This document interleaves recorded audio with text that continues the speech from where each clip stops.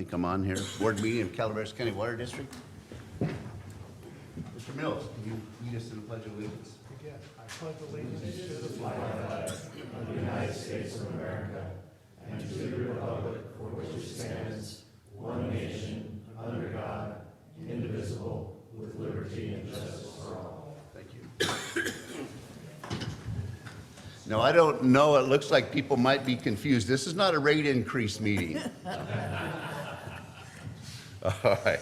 Go ahead and take roll call. Director Davidson? here. Director Ratterman? Here. President Strange? Here. Director Mills? Here. And Director Underhill? Here. Okay, item number 2, public comment. At this time, members of the public may address the board on any non-agendized item.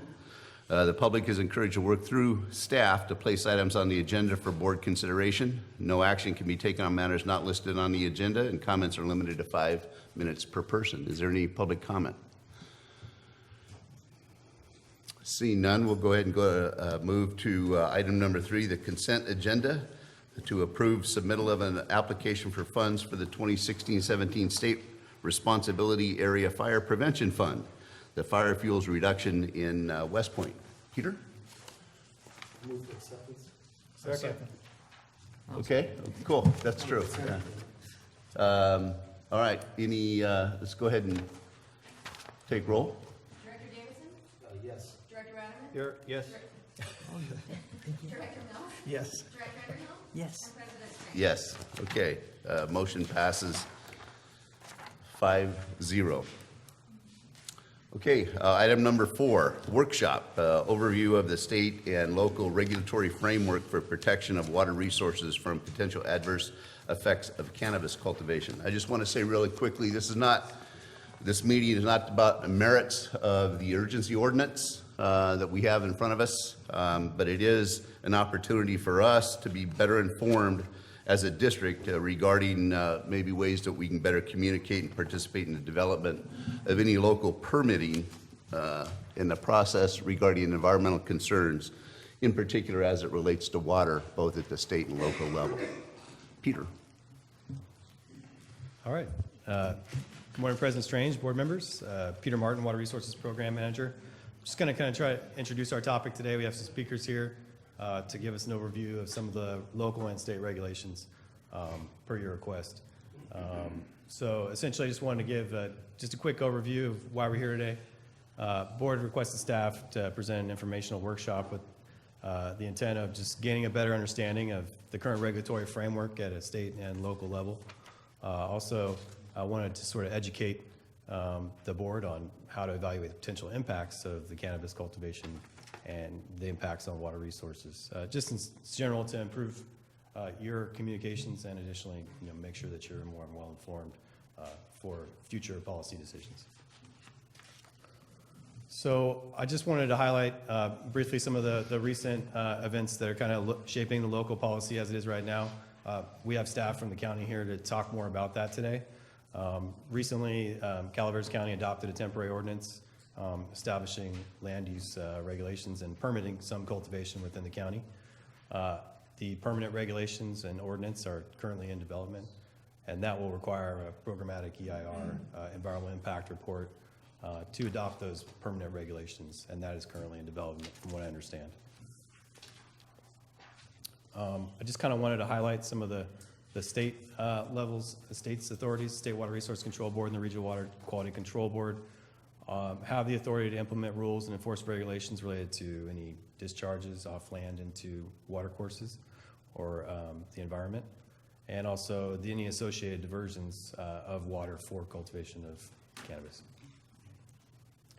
I just kind of wanted to hit upon just a few of the highlighted kind of district's concerns as far as impacts.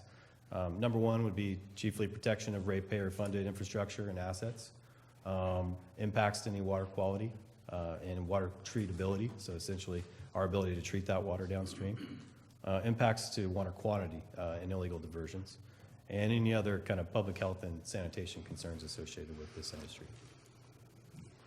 So today's speakers are Griffin Perea from the Regional Water Quality Control Board. He is in the Cannabis Regulatory Enforcement Unit.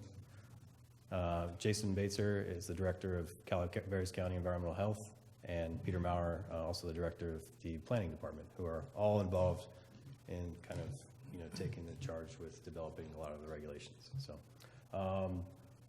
I guess, do you have any preference whether you'd like to hear the county first or the state?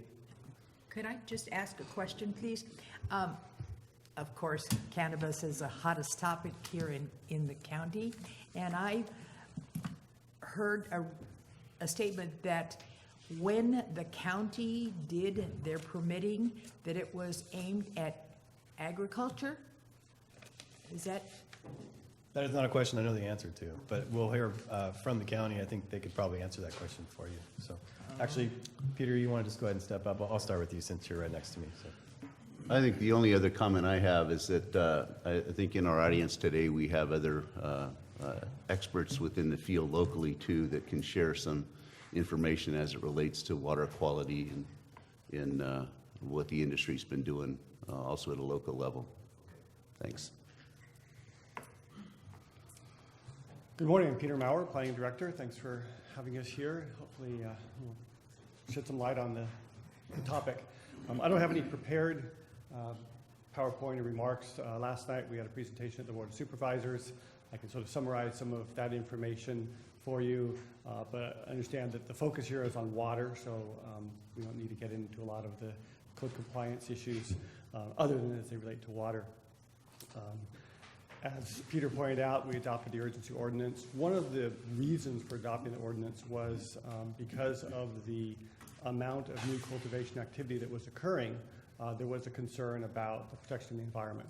And so a part of the findings for approval was the necessity to adopt some regulations to attempt to protect the environment, including our water resources. That is something that's going to be a fairly significant item, I believe, when the draft DIR comes out sometime early next year. We hired a consultant. We did a notice of preparation last spring when the board gave us direction to prepare a permanent ordinance. We hired a consultant earlier this year, and they are in the process now of preparing the information for the draft DIR. Again, that should be done maybe March or so of next year. We had almost 1,000 applications, 740 of which were for commercial cultivation. To put that in perspective, the total number of acres of cultivation area per the applications, what was written down in the applications, was about 260 acres of cannabis cultivation. We have 995 acres of walnuts, about 900 acres of grapes. So just for, I'm not making any judgment statement, that's just sort of the perspective of how much cannabis cultivation is out there. I am hoping that we can get some better numbers as to the amount of water use. I've heard it range all across the board, how much cannabis consumes. And it's going to vary depending on the method of cultivation, just as grapes vary. If you have nice, deep, rich soils, it takes a lot less water than if you have shallow soils. The type of the type of strain, some takes more water than others. The microclimate of where you're located, how wet, dry the season is, all kinds of things. But that's something we really don't know at this point in time. And I'm hoping that we get those answers as we go through the IR process. So we have 740 commercial applications, actually 741, because the board told us to accept another application last night. We're slowly working our way through the processing of those. So far, we've issued 2 registrations. We've denied 20, probably about 30 or so. The Code Enforcement Division has issued about 30 citations for non-compliant cultivation, and the Sheriff's Office has worked towards eradicating some totally illegal, non-registered cultivation sites. So that's an ongoing process. We'll be working through the season. It's not all going to happen this year. We're going to, it's going to take a couple years to bring this program into full compliance. And it's, I guess we're asking patience from the public and decision makers that, it's not going to come under control in a single season. It's sort of like driving the bus down the highway while we're still building the bus. And it's a work in progress still. But the intent was that, to allow cultivators to grow in this county, to establish some regulations that attempt to address concerns and issues of the environment, of the neighborhood, all the various impacts of the industry, and to, well, those are the major impacts. One of the requirements is that there is a legal water source, and that was an issue that was brought up at the Planning Commission last week at a hearing. What is a legal water source? I think Jason will probably be able to provide more detail on that. But our interpretation of that is that they have the right to that water, no matter how, whether it's a well, whether it's connection to a public water district, whether they're surface water rights. They demonstrate to us that is water that they have a right to use, and they're using it properly. And that's still something that we're trying to figure out, particularly on the surface water issues. That has concerns, I'm sure, for your district as far as, if they're tapping into a water source that ends up in one of your reservoirs, well, is that really your water that they're taking? And if they, if they have legal right to it, that's fine. But if they don't, then we want to make sure that they're not using water that's not authorized. And we'll be working with the state on that to clarify some of those issues as we move forward. I guess I'd just like to open up for questions you have. Oh, okay. As I say, the ordinance that I heard was directed strictly to agriculture. Well, MRSA, the Medical Marijuana Regulatory and Safety Act that the state passed last year, declares that cannabis is an agricultural crop for the purposes of state law. For the purposes of county code, we have declared that it is not agriculture. It is unique. Sure, it's a plant that grows in the ground. There's a lot of similarities to other agricultural operations. But for the regulatory purpose of the county ordinance, we do not consider it agriculture. So it is not, doesn't fall under the same exemptions that other agricultural activities are allotted these days. So Peter, I have a question. Was there a certain date or time when that decision was made by the county, or has it always been that way? It was as far as cannabis and ag well, separate? prior to May 10th, there were no regulations regarding cannabis other than for dispensaries. That was included in the May 10th May 10th. urgency ordinance. Okay. Thank you. Peter, I know you and I have had conversations along the same line, and I would defer to section 17.85100 regarding groundwater and proven uses. It's all well laid out within that section of the code. Yet the issue would be we still see quite a number of private haulers running up and down our roads. So how are we going to balance whether or not there is sufficient water within a parcel, or are we moving water within a watershed or even across watersheds trying to accommodate the challenge? Well, I think that's something that we are trying to grapple with now. That issue came up at the Planning Commission. The first time we've really had to address it. We didn't have any clear answers yet, so it's something that we'll be working on with the state, with your agency, county council, to figure out what are the parameters, what can we allow for those who are shipping water in to irrigate their crop. Why is that a concern of ours? I mean, private water hauler, as long as they're taking it from a legal source, I think what do we care if that industry is? to the larger sense, it isn't so much our thinking of CCWD's role in the watershed, because CPUD has a greater role in that area, especially in District 2. However, where we are establishing agricultural uses within parcels that don't have an ability to supply adequate water, that does create a challenge, and in some cases may even lead to desires to form irrigation districts or other means of trying to offset that need. So think- that's the purpose of the question. One of the things that, when we're talking about water, we're not talking about a huge quantity of water here. I mean, this 200 and how many acres? About 260? 260. I mean, that's just, the quantity of water is the least of my concerns. I mean, if they're diverting it illegally, that's a different subject. They can't be doing that, but we're not talking about a huge quantity of water. I think the nexus with that, though, is our tank fill stations and the fact that they can get impacted, and the complaints that I've received by others that, the purpose of the tank fill, what it was originally set up for versus what it's been using, or what it's being used for now, definitely does impact our district, or at least up in my neck of the woods. What challenges do you see going forward then, beyond what we're facing now? I think the biggest challenge, as we discussed last night, was just the sheer quantity of applications that we need to process with limited resources. The inspection process is really bogged down. The Sheriff's Office does not have enough manpower to go out there with our inspection teams. And then I think, moving on in the future, what are we looking at? This was an ordinance, was adopted as an urgency ordinance. We didn't have a lot of time to vet a lot of the issues.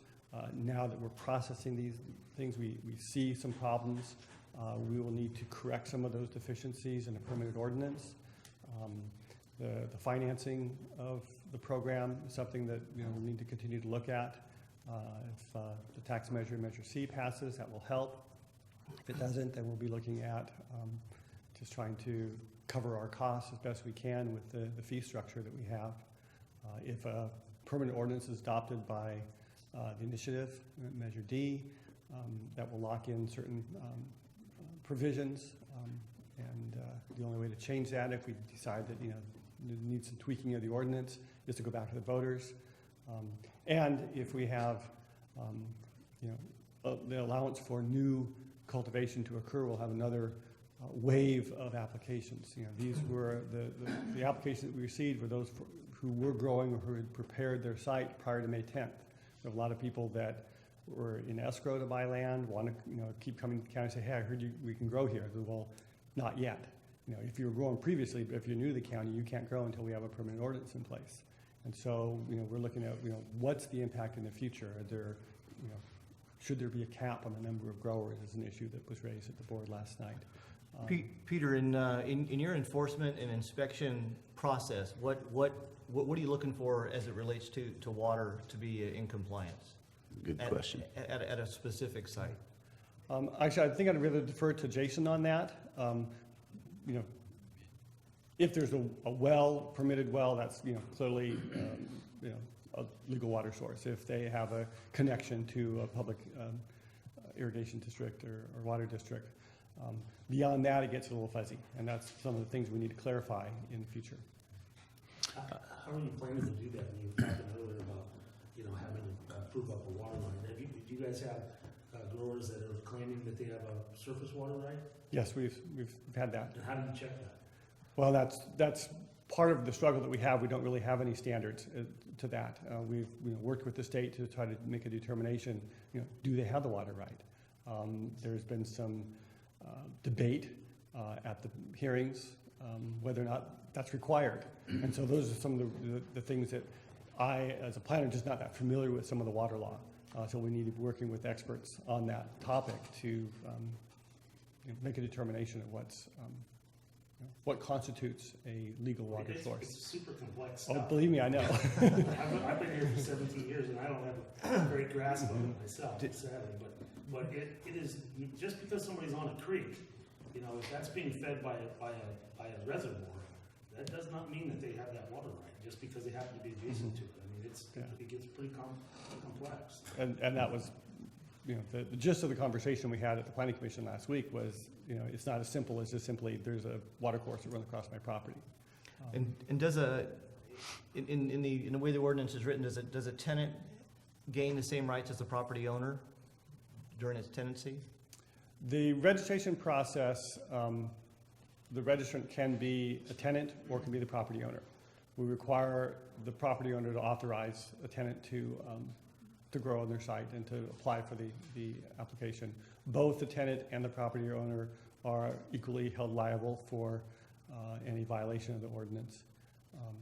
But it does allow a lessor to cultivate. Okay, and going back to the number of applications that you processed, how many out of 740? Well, we're in the midst of processing them all. Well, And- yeah, but- And there's a lot of steps in the review process. And so we have got to the end of the process on 35 or so. 35. Okay, But the so, rest are all in process to one degree or another. okay, so you do not have the staff to do this more quickly? Is that, Bottom line, yes, yeah. The county planning department receives about 150 applications a year normally, of all types, from special event permits to tentative maps and general plan amendments. We have over 1,050 applications we're processing right now. That's a 7-fold increase in our workload, and I've increased my staff from 6 to 10. So, You'll be up that general plan thing, that would be nice to wrap up also. well, yeah, and I keep being reminded by the board that's my number one priority, so. Now, to speak to your flow chart, which I've seen, it's very complex, the if-then-go-to that you have there, and it doesn't just involve your department, it involves the sheriff's department and many other places. So Absolutely, yes. every one of them has to check a yes to get to that bottom approved point. Right. And each one of them takes time, it takes staff, it takes research, and it's not going to be an instant process. I see this as being a 1 to 3 year work in progress, if you want to call it that. I think To so, get too. to whatever point that is acceptable to everyone. But there is another point to this, and that is how do we protect, maybe this is more to ask to Jason, is how do we protect our watershed from contamination or from soil erosion and inflows during that process? I think that's going to be a real concern, and it should be a concern for the water district as to our effect, or its effect on us, especially at Hogan. So maybe I'll just defer that question until Jason. Well, gets- we are, some of the requirements include, this wasn't specified in the ordinance, but it's required elsewhere in the county code, that if you're moving more than 50 cubic yards of earth, you need a grading permit, which includes application of erosion control, slope stabilization, all the various components of a grading permit.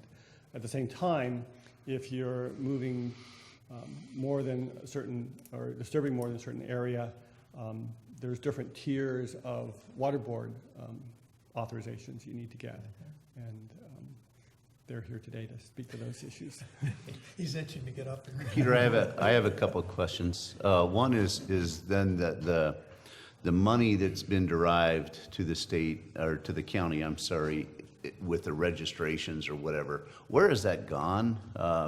Or how is that being disseminated within your agency or other county agencies? So we put that money into a special account, and then as we spend money in implementing the program, so staff hours, new vehicles, any additional costs are billed against that account rather than the normal general fund. Okay, and so that you've spent, or So how much? as of 2 it? weeks ago, we spent about 10% of that amount, but we're probably 10% of the way through the program. Yeah. Okay, and then my second question is, as you do your code enforcement or your site visits and all, is there any sort of rhyme or reason as to, is it just their number came up, so to speak, or is it based upon maybe some environmental or water quality potential issues with that, or is there, some sort of prioritization with that? We Right. have tried to focus our inspections on complaint-driven as well as just obvious violators. And where we notice that there is a problem, it'll move it up in the hierarchy. Ultimately, it will just sort of we'll be going down through the list and say, okay, batch them, we're going out to this neighborhood today, we'll get all those in this area. But right now, we're trying to focus on those that we've identified either previously or from whatever sources as not in compliance, or we receive complaints and want to jump on those where we can. Thank you. We have a And, couple. okay, the money went into a special account, and is any of that money going to the sheriff's department? Oh, yes, yes. And what Every percentage of that is going so that we can bone up the, Need to have Rebecca Callen here.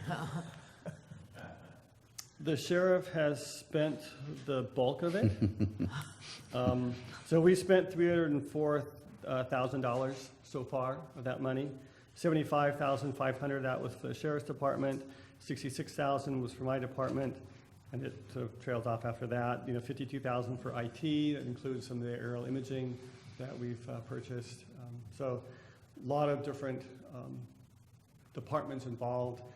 Anytime it has to do with implementing the program, then we can draw off that account. It can only be used for that, though. So where the sheriff's office is going out and eradicating grow or arresting people that might be on a grow site, if it's not directly dealing with the cultivation application process, that can't be used for it. So the recent arrests of the human trafficking issues, that can't be used by the application process, application funds.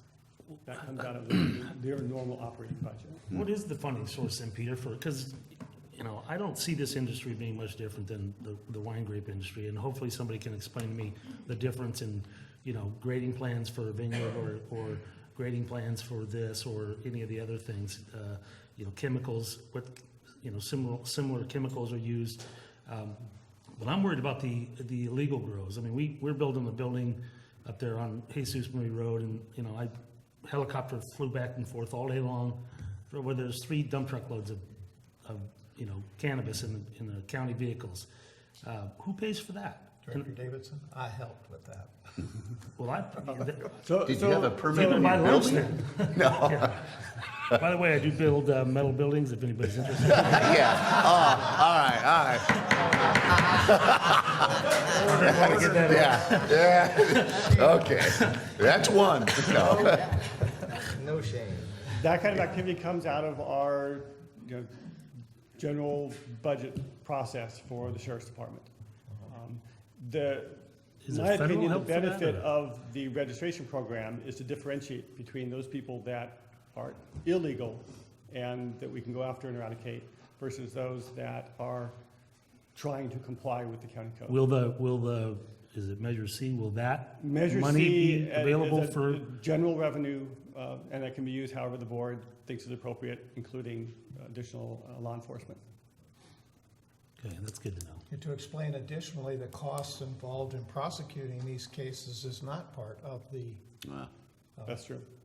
as well. So there's a whole wide range of additional costs that are not. There's very defined places that you can spend the money from these applications. Our application fee can only be used for the implementation of the program that is the application process Under the urgency ordinance. under the urgency ordinance. so that if we spot or someone spots someone going to one of our, what do you call it, fire hydrants and taking money, that is not covered by this. It has to go back to the sheriff's department Yes. after it's reported Good, for enforcement. Yeah. yeah. Any other questions for Peter? Now we're Dave, around, go ahead. come up, so let me, Hi, Peter. Thank you very much for being here. My question, we had a presentation with a regional presentation within the Association of California Water Agencies a few weeks ago, and Nevada Irrigation District is facing some of the same challenges in their county. And one of their concerns is, we're all under in conservation requirements by the state, and those are becoming more stringent, and they're going to be focused on indoor and outdoor water use. And on the indoor side, they're seeing an expanse of grows indoor, which are going to affect the amount of water that they're able to, the water use, indoor water use is going up because of that, and that creates some challenges for them on meeting their state requirements. So one is, are you seeing any of that in the applications, the indoor grows? And I realize I'm sure they're greenhouse type structures, but that are actually part of the dwelling itself. And one thing that is in ID is looking at is actually to create an agricultural water rate class for for that, to try to distinguish that water use from the domestic water use indoors.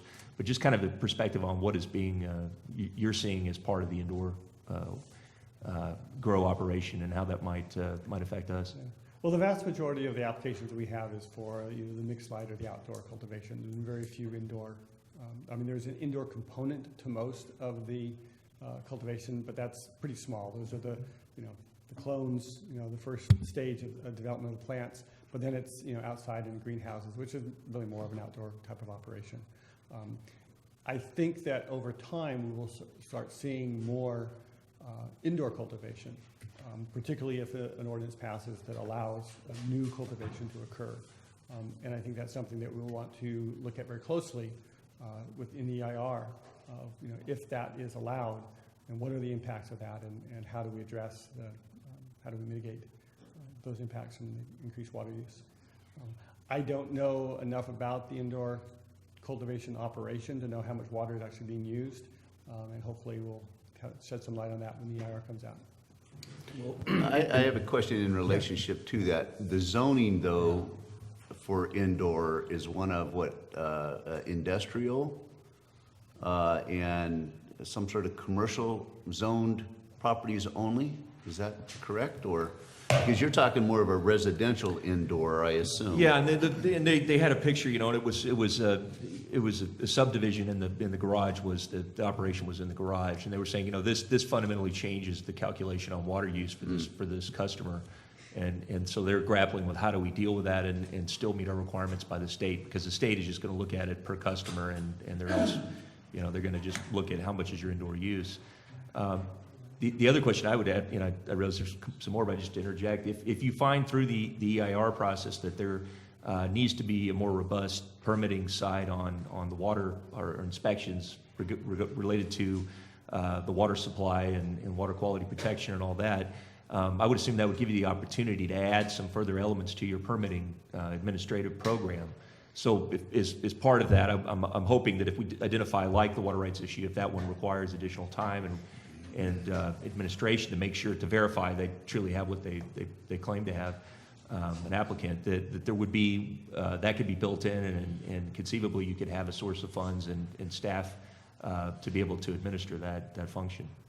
Is what I'd hope, Peter, that would be something that could be developed coming out of the EIR if that's seen as one of the needs. And that's the whole point of the EIR, is to identify what those issues are, and then how can we mitigate. And I would expect that we would work very closely together on solving those problems.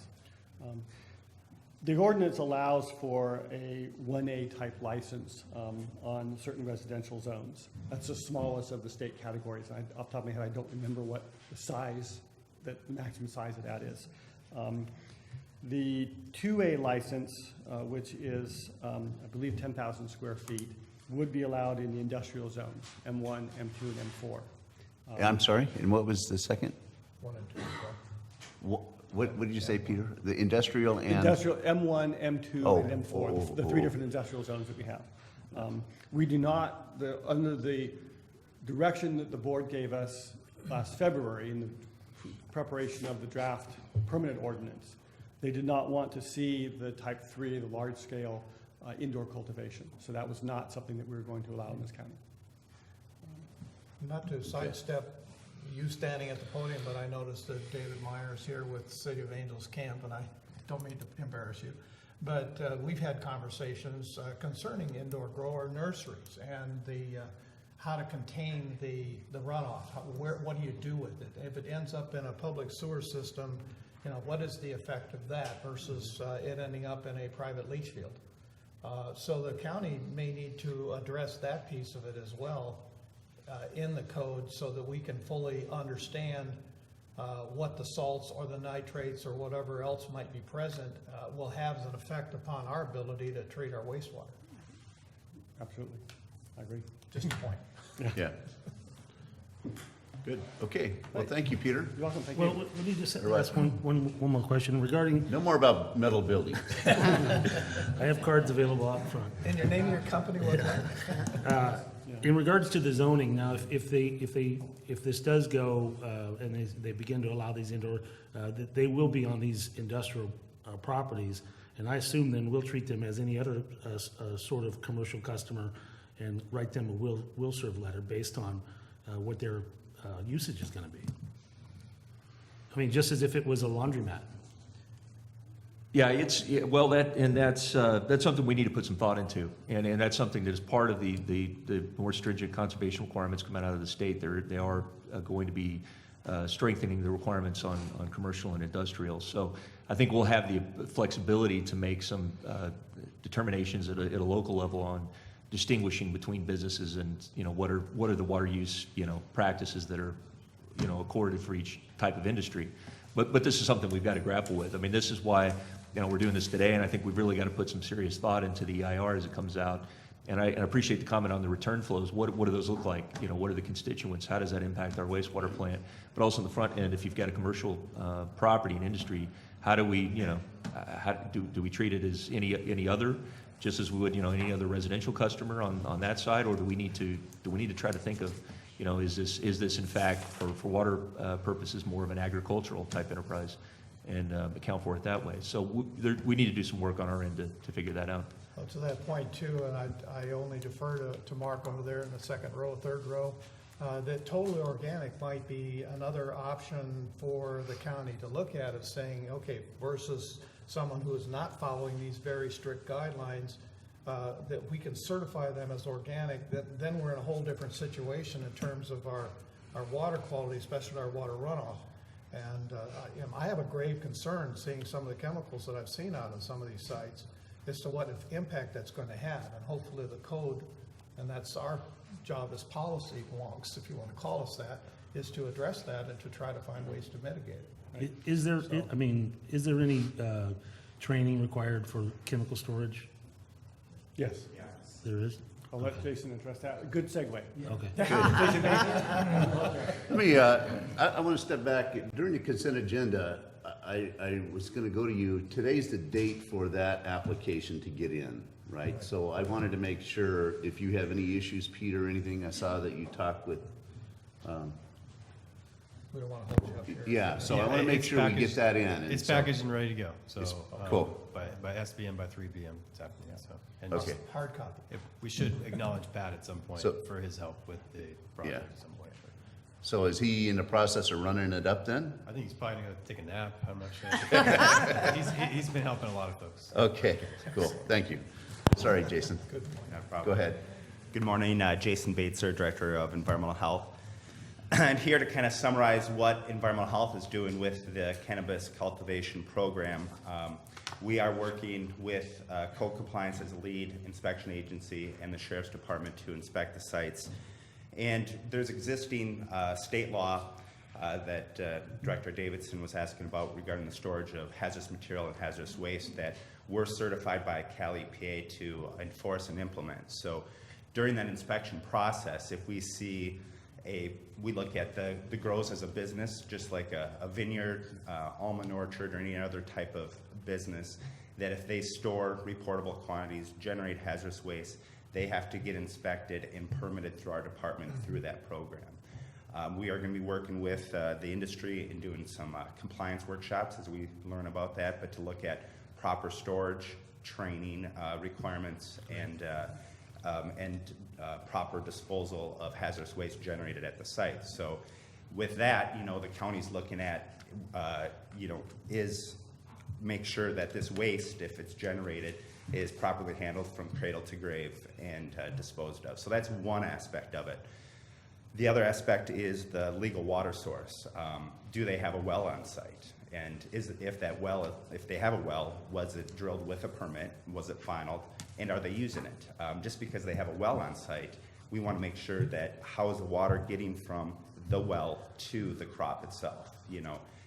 Not taken for granted. Are they taking it in a bucket, or do they have irrigation that they're using to water their crop? And to ensure, our big concern is that they're not taking water from surface water bodies, and or if they're trucking it in, who's trucking it in and where are they getting it from? And I think that's something that the county, working with CCWD, CPUD, is looking at to say, okay, where is the truck water coming in from, and to ensure that your water fill taps that were used a lot during the Butte fire and stuff, that it's monitored, so we have an accurate account of how much water is actually being used for the cannabis cultivation. So we're looking at those things when we do our site inspection, along with the storage. Also, another item that we're looking at is septic, because of all the temporary help. Jason, before you leave water, when you're at that site and doing that inspection, how do you do that? I mean, what do you do physically while you're there at that well? How do you tell if it's been used, and how do you tell if they're trucking water in? Well, I mean, is it the just a sites question?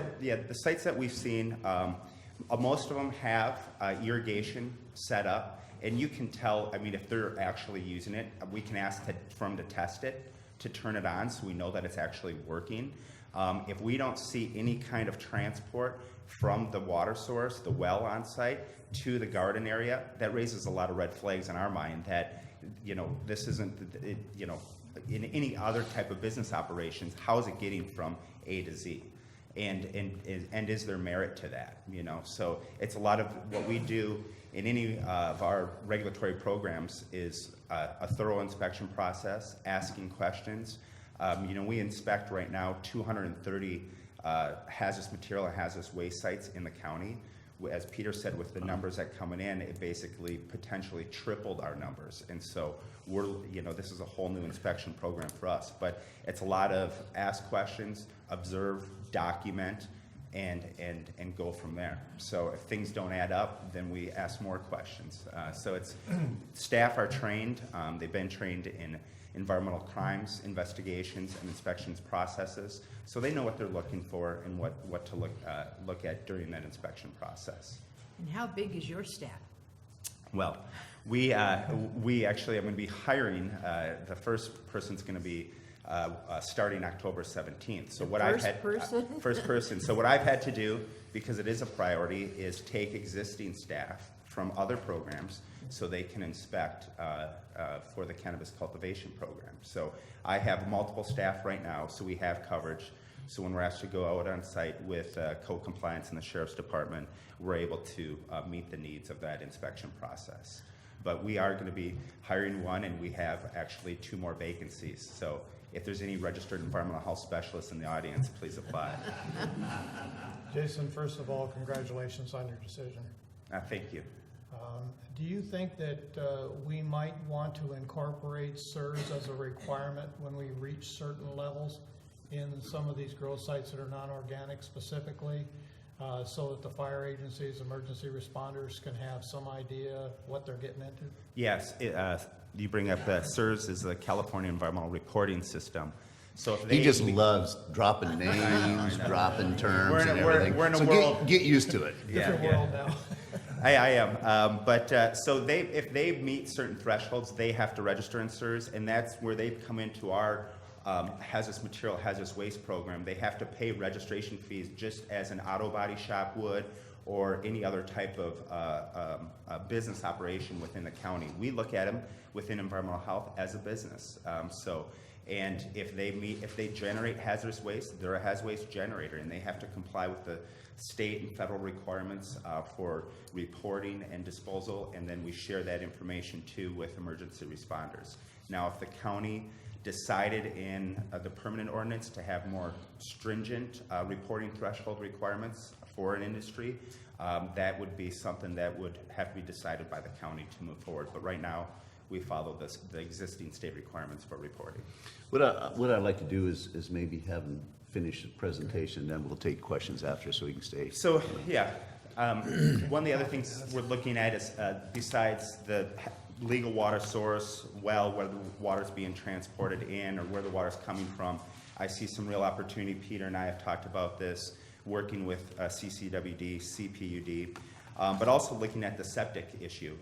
When we talk about protecting our surface water and groundwater, we're seeing at a lot of the sites where we're seeing illegal discharge of septic. So make sure that if they're in temporary housing, that it's either tied into their existing septic system, if they're being allowed under the temporary housing due to the Butte fire, if they're having it picked up by a registered hauler, that we see those pumping receipts and manifests for that temporary housing on site to ensure that we're not having a discharge of sewage. So that's one thing.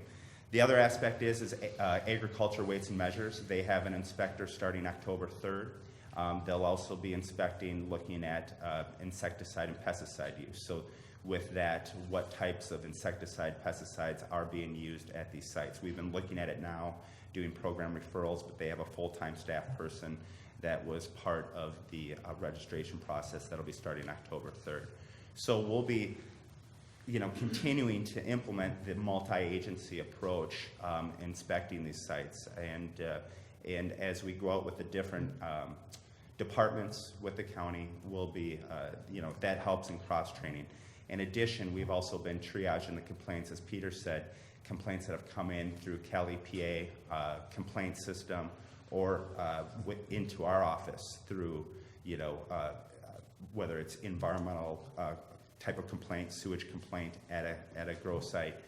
We're responding to those complaints, and we've been coordinating with the State Water Board on some of those complaints. So there is multi-agency approach that we're looking at in inspecting these sites. So, but I just kind of want to give an overview because the ordinance did bring in a little bit of new requirements for us as far as looking at that legal water source, but a lot of the existing requirements they're already established in state law, and such as the hazardous material and hazardous waste programs, and we're looking at these sites as not any different than if we got all of a sudden 720 automobile repair shops dropped on us.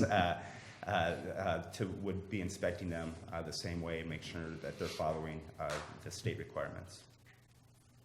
Good. Any questions for Jason? I had a couple of questions.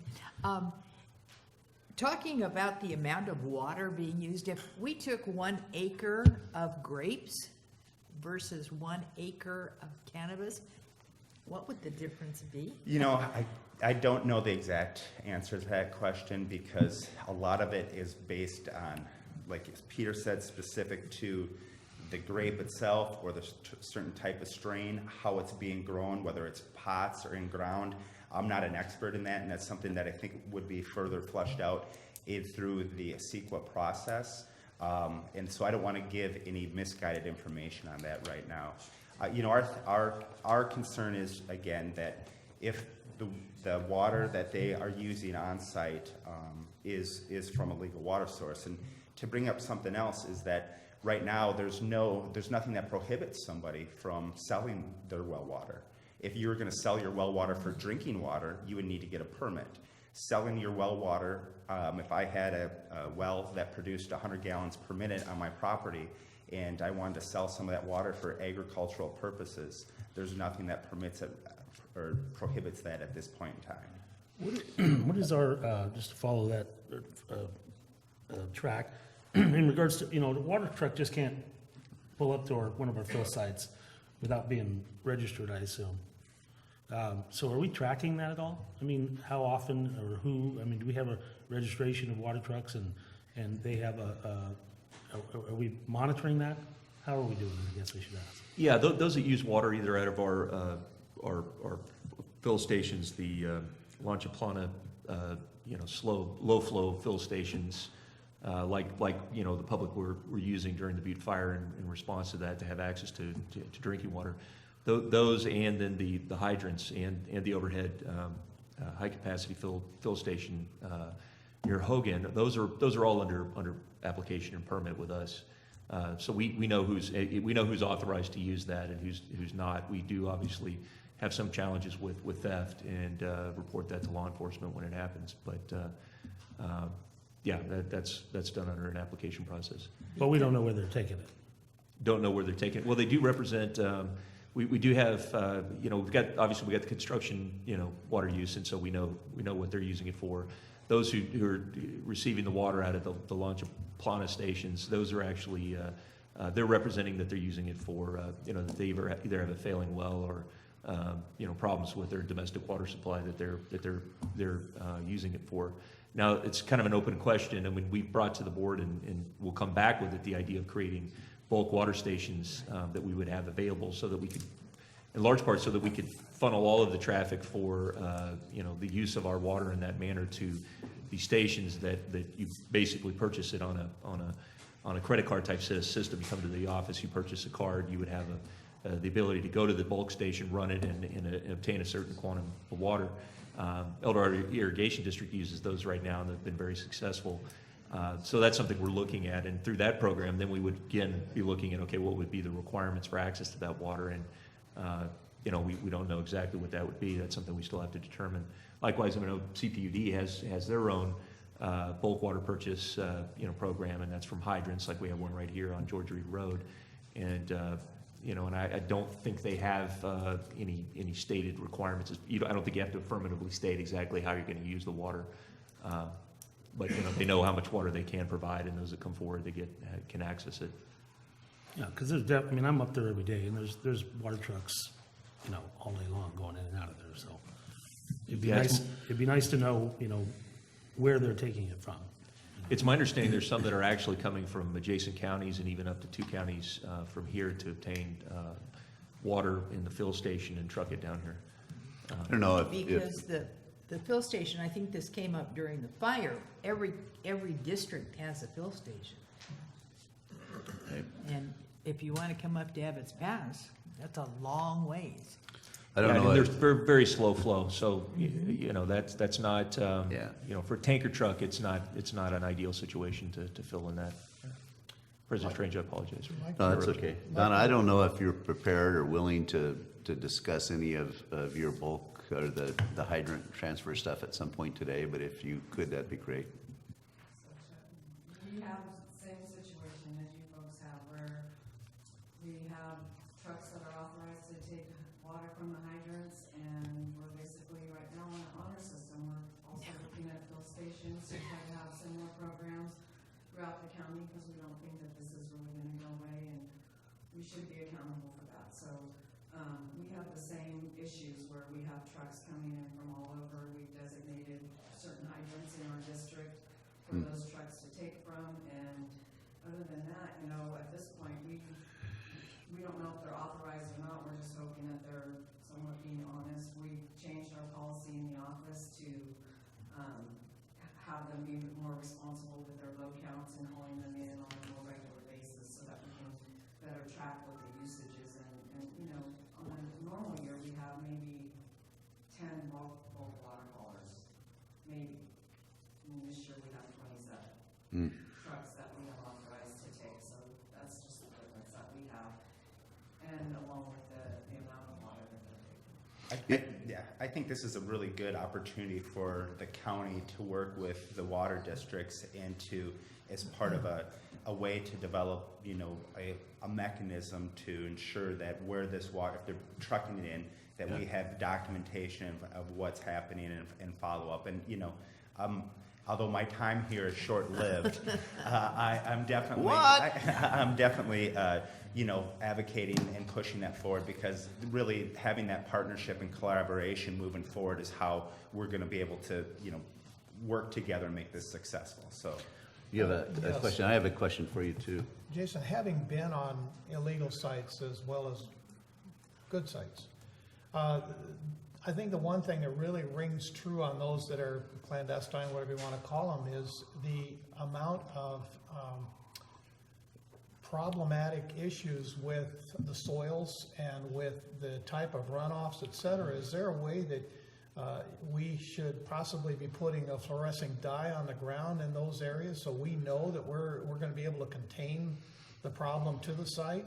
And I'm more thinking along the lines of like even trash within 150 feet of a water source. And I know Fish and Wildlife's being here, he understands what I'm talking about. And that's another problem, is that all of these, there's stream bed alterations that have gone on.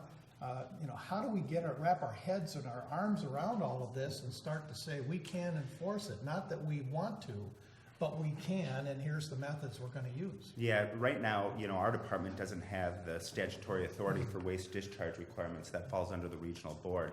But we're meeting with the regional board, and I think as we learn more about their program and coordinating with them, Fish and Game in this process, that we can, move forward with through the DA's office, the circuit prosecutor, and prosecuting those people that are violating the, WDR requirements, but impacting our surface waters, altering stream beds, and moving that forward and having that multi-agency approach. I think having worked with multiple agencies in the past, we all have our statutory authorities and requirements, but being able to recognize, field staff from within other departments and agencies to recognize, violations and moving those forward. And I think, to me, that's we're working on that, but that's the approach that we need to take to address these issues that you're talking about. To add to that point, though, is to also to notify the water agencies that this is occurring within their watershed would be very helpful. Yeah.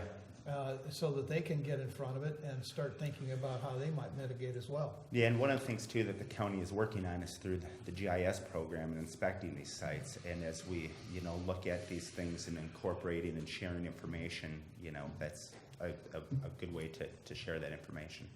Well, and unfortunately, as a water district or agency, we're pretty limited on doing any sort of field mitigation work other than what we have in our treatment plants. But to be And, aware that it's gonna happen or it is happening. Because that brings up a question that I have. You talked about it being a multi-agency, inspection of the county. What are we talking about as far as the county? We're talking about District 2? The county as a Hey, whole. hey. Quit picking on me. No. When we go, it's whether we get complaints in District 2, District 5, wherever it may be, they're all multi-agency inspections, And as of right now, we want to be able to go out with a consolidated voice when issues are identified that those issues are consolidated in a notice to comply, from code compliance, but we're addressing those and with the follow-up inspections. So there's, again, we're going out to the whole county and triaging our inspection process based on complaint, and then also with planning department for registered growers and inspecting them. So all 5 counties, Districts. all 5 districts. Yeah. There's not one district all 5 districts. Yep. Yeah. Jason, I have a question, and it goes really to the issue of a viable water supply. A corn farmer, an orchardist, they're not going to develop an orchard if they don't have a self-sufficient water supply in many ways, however they can secure that. My concern is these wells that produce 1 to 2 gallons a minute that just aren't a viable agriculture well. Yeah, it might get by with a residence, with limited outdoor use. But, that's really what I see or understand is a lot of these really low yielding wells that, we have a well, we've got a 1,000-gallon tank, we put that in and it takes a full day to fill it, but that's our viable water supply, go away.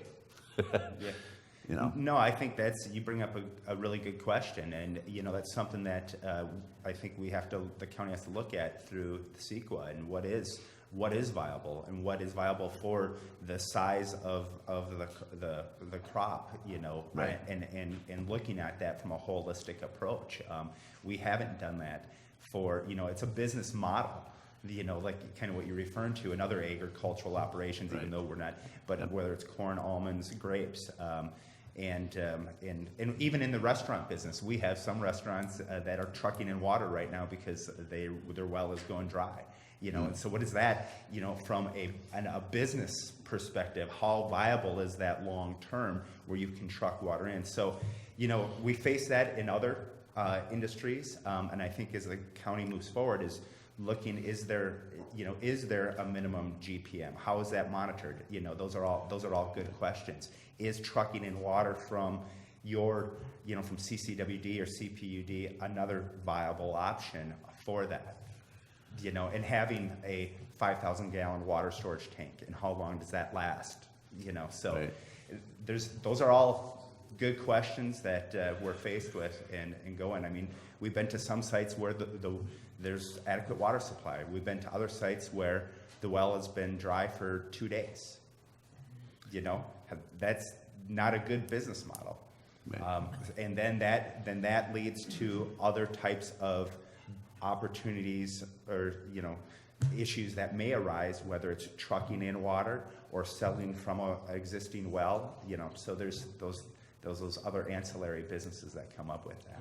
Right, and I think I want to make one other comment, and that is that I believe in the audience, we do have some folks that are pretty progressive as far as the crop use of water in different situations, so I'm hoping that we'll get more information from them. I actually just looked it up. It's On 6 my phone. gallons, is that what you got? It says from 1 pound, 1 gallon per day per pound, up to 6 gallons per day. 50 plants would use 24,000 gallons in the season. Well, And yeah. I think it's really important that we get a grasp on the total water usage, so, because I think it's gonna end up being a pretty low number. And particularly in relation to the water rights that our county has. We have very, very rich water rights. But there's still the public perception because of our governor that we are in that every area is in some sort of a water crisis. Calaveras County is not. We have challenges, but we have adequate water supply. And so I just think that, we need to come up with some form of an estimate. So we're actually talking in acre feet where people will understand, and its relation to other walnuts, per se, because we've got huge other agricultural walnuts and almonds are coming into our county, by the hundreds of acres. Every time I drive down 26, there's, they're ripping another piece of property up. So I just wanted to have a rational discussion about the actual water usage. So I'm hoping we can get a grasp on the total water usage based on what you guys have permitted right now. And I can, just to speak, is the sites that we've been to, we've, have been, wells on site, approved water sources, that we're seeing on site use with irrigation. So, although we know that there's some being trucked in, but we're, as we're coordinating our inspections, we have not run across, that many with, I would say 98% of them have had a well on site. So that's There's functioning sufficient. and working. Okay. The only thing I would caution is in the industry of cannabis, the methods of production are so vast and diverse. They had some in comparisons. relation- Six was the so- high side, and they talked about, the difference between greenhouse and outside. Yeah, There's yeah. an average there that we can work with. So. And I'd also like to speak, there was a little bit of conversation regarding indoor grows and waste discharge if it was into a septic system, with the high salt content or organics. They would have to, in order to do that, that'd be almost considered a Class 5 injection well. They need to get a permit from the regional board and also go through our department for that. So, we're looking at those things. If we see, where water's being recycled on site and highly concentrated, if it's going to be discharged, working with the state and on their permitting process, also if they're on a septic system, what the requirements would be for that. So, Good. Dave, you have some questions? Jason, I just wanted to be clear that if the long-term permanent regulatory framework moves forward, then those that are under the temporary ordinance would they have to come back in and you'd have another chance to evaluate the reliability of the water supply again as part of that program. Although you've done it now for this first phase, it would still have to come back on the. yeah, and for our other programs, depending what program they fall into, it's either an annual inspection or once every 3-year inspection. So we'll be visiting the sites, even long-term, whether it's if they fall under the hazmat, haz waste part, and then we'd have to set up the inspection frequency, what that would be, we would for the legal water source. And just the other question, do you have can we get a breakdown maybe of those that are permitted right now as far as where the water source is, if it's groundwater, if it's a well, or if it's surface water, or if it's trucked? The ones that are field visits, we're not looking at the registration of, we're looking at them after the process from the planning department, so I think holistically Peter might be able to answer that. But as far as field visits, I would say 99% are field visits. They've have their own well that they're using on site. Gotcha. And obviously that creates some challenges with fractured rock groundwater. Or supplemented with trucked water. There's a small percentage with that. Yeah, and obviously, you guys are well aware with our fractured rock groundwater in, the upcountry, it's, that is that source reliable, and then also how does it relate to others who, other,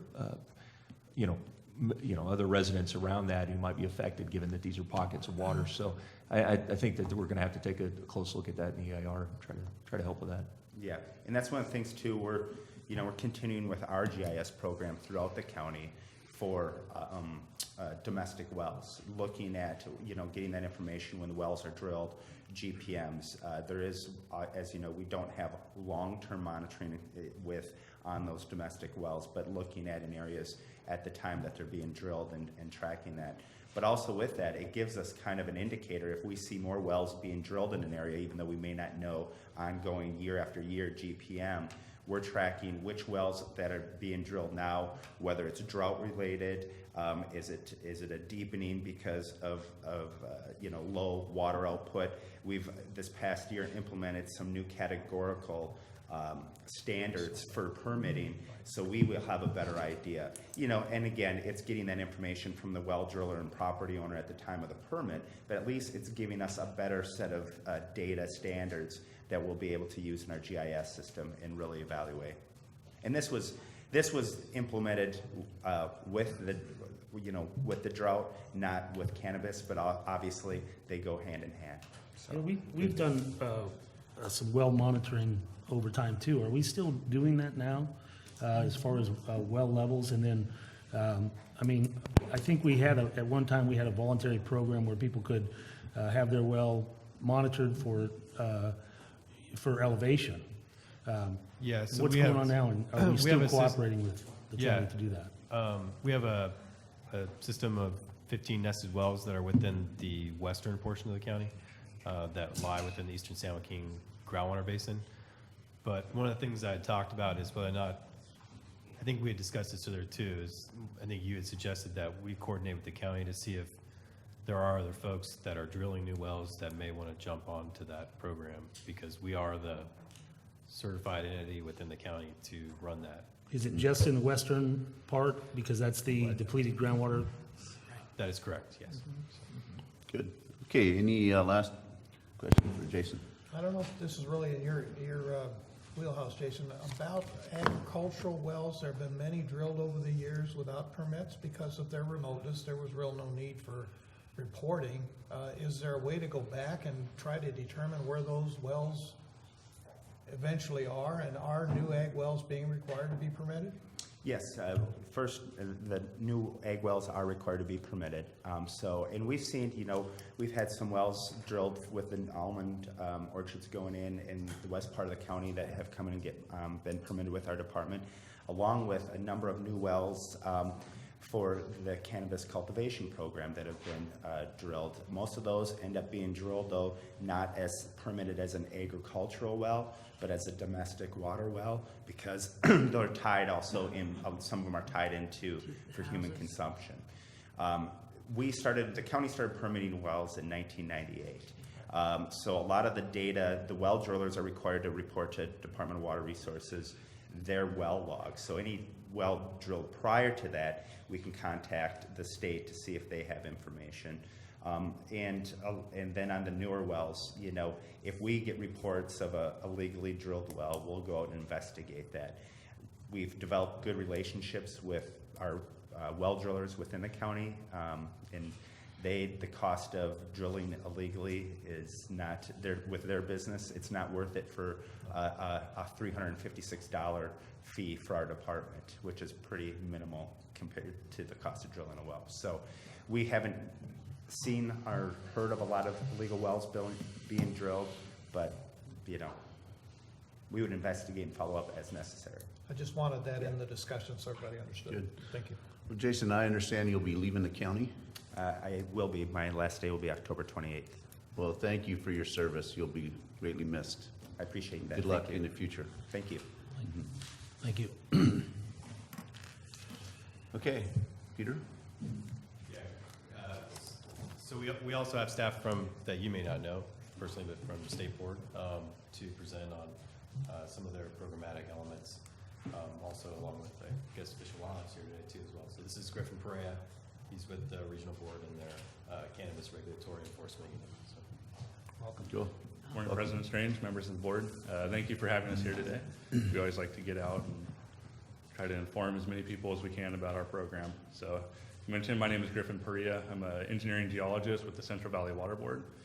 The cannabis program for the Central Valley Board is housed in Reading. Currently, there's 3 staff for the region in the cannabis program. And then today also, we have Dan Schultz and Aaron Rigazi with the State Water Resources Control Board and the Division of Water Rights. They will be having a portion of this presentation.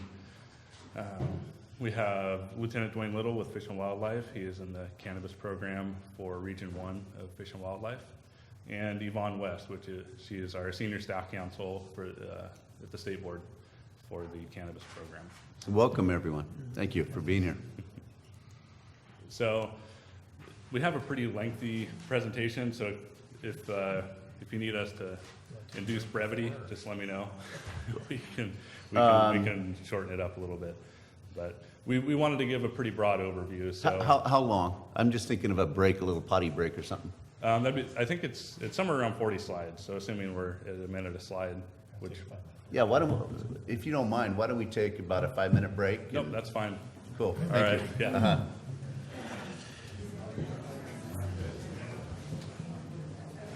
What do we get about?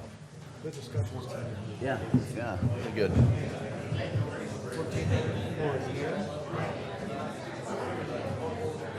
Does that sound about right? 1,400 feet. That's right. Yeah, stupid dog. Young one?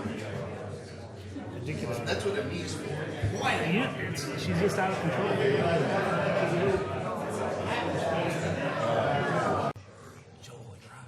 We're getting more coffee being made, just so that you know, so be patient there. Good, okay.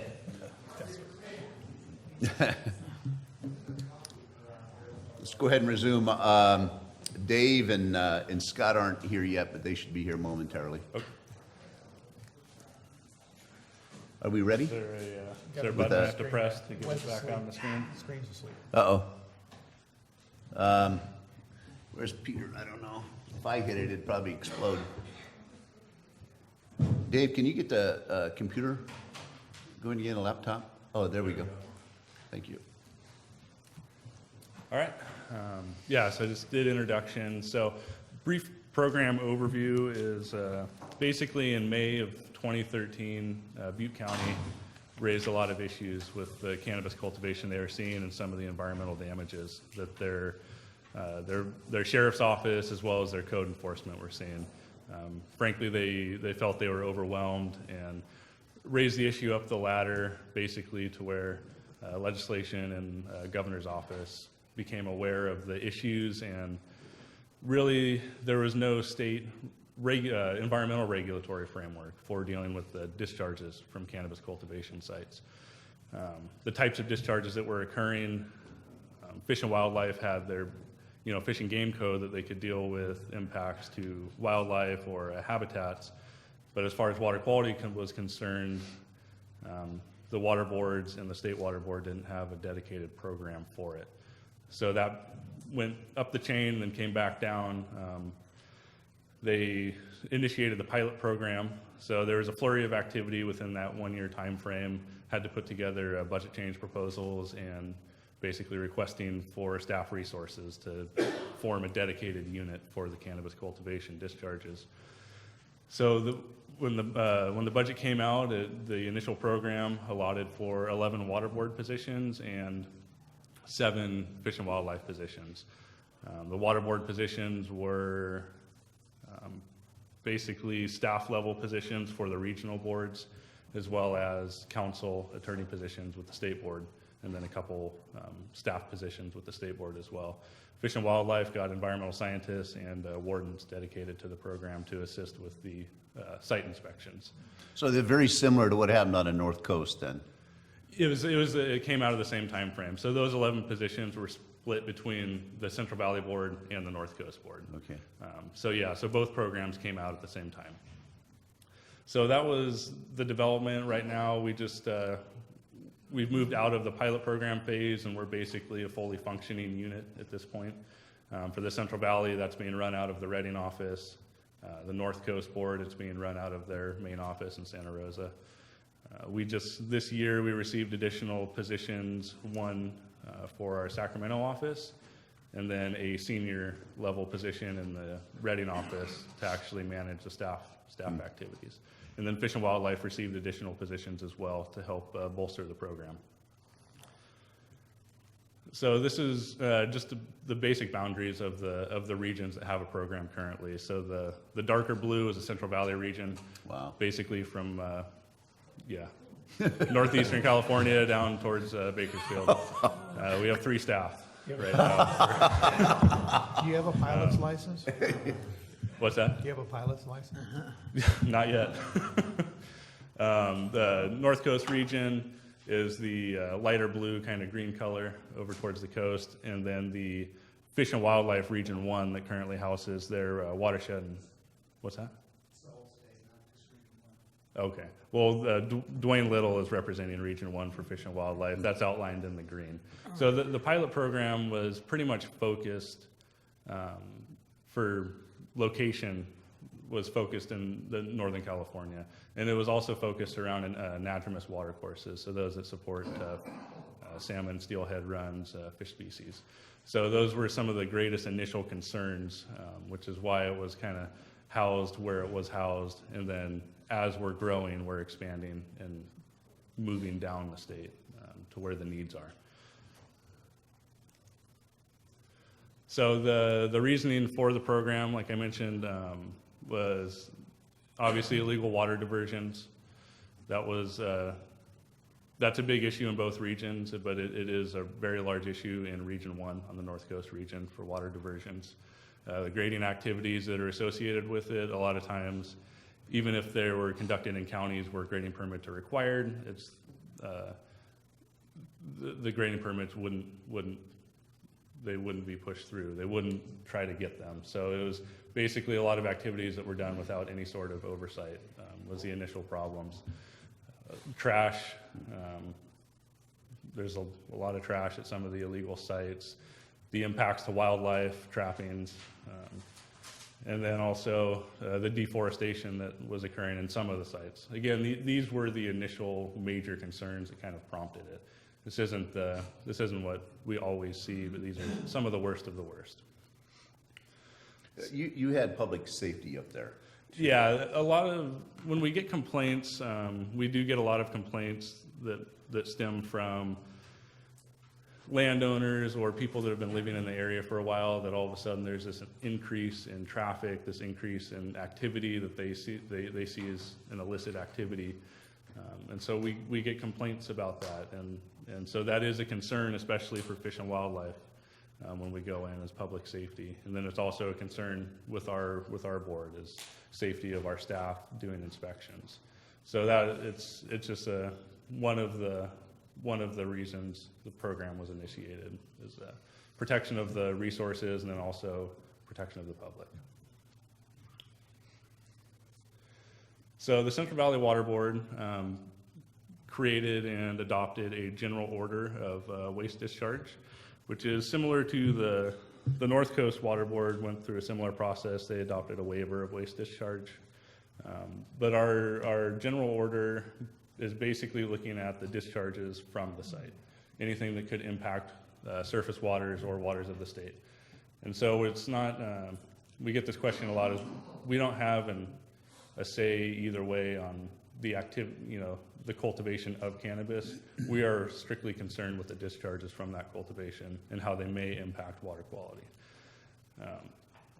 So our general order is basically for anything over 1,000 square feet. There's an exemption for sites that are less than 1,000 square feet, and then basically they're considered to not have a great enough impact to have to go through the full process.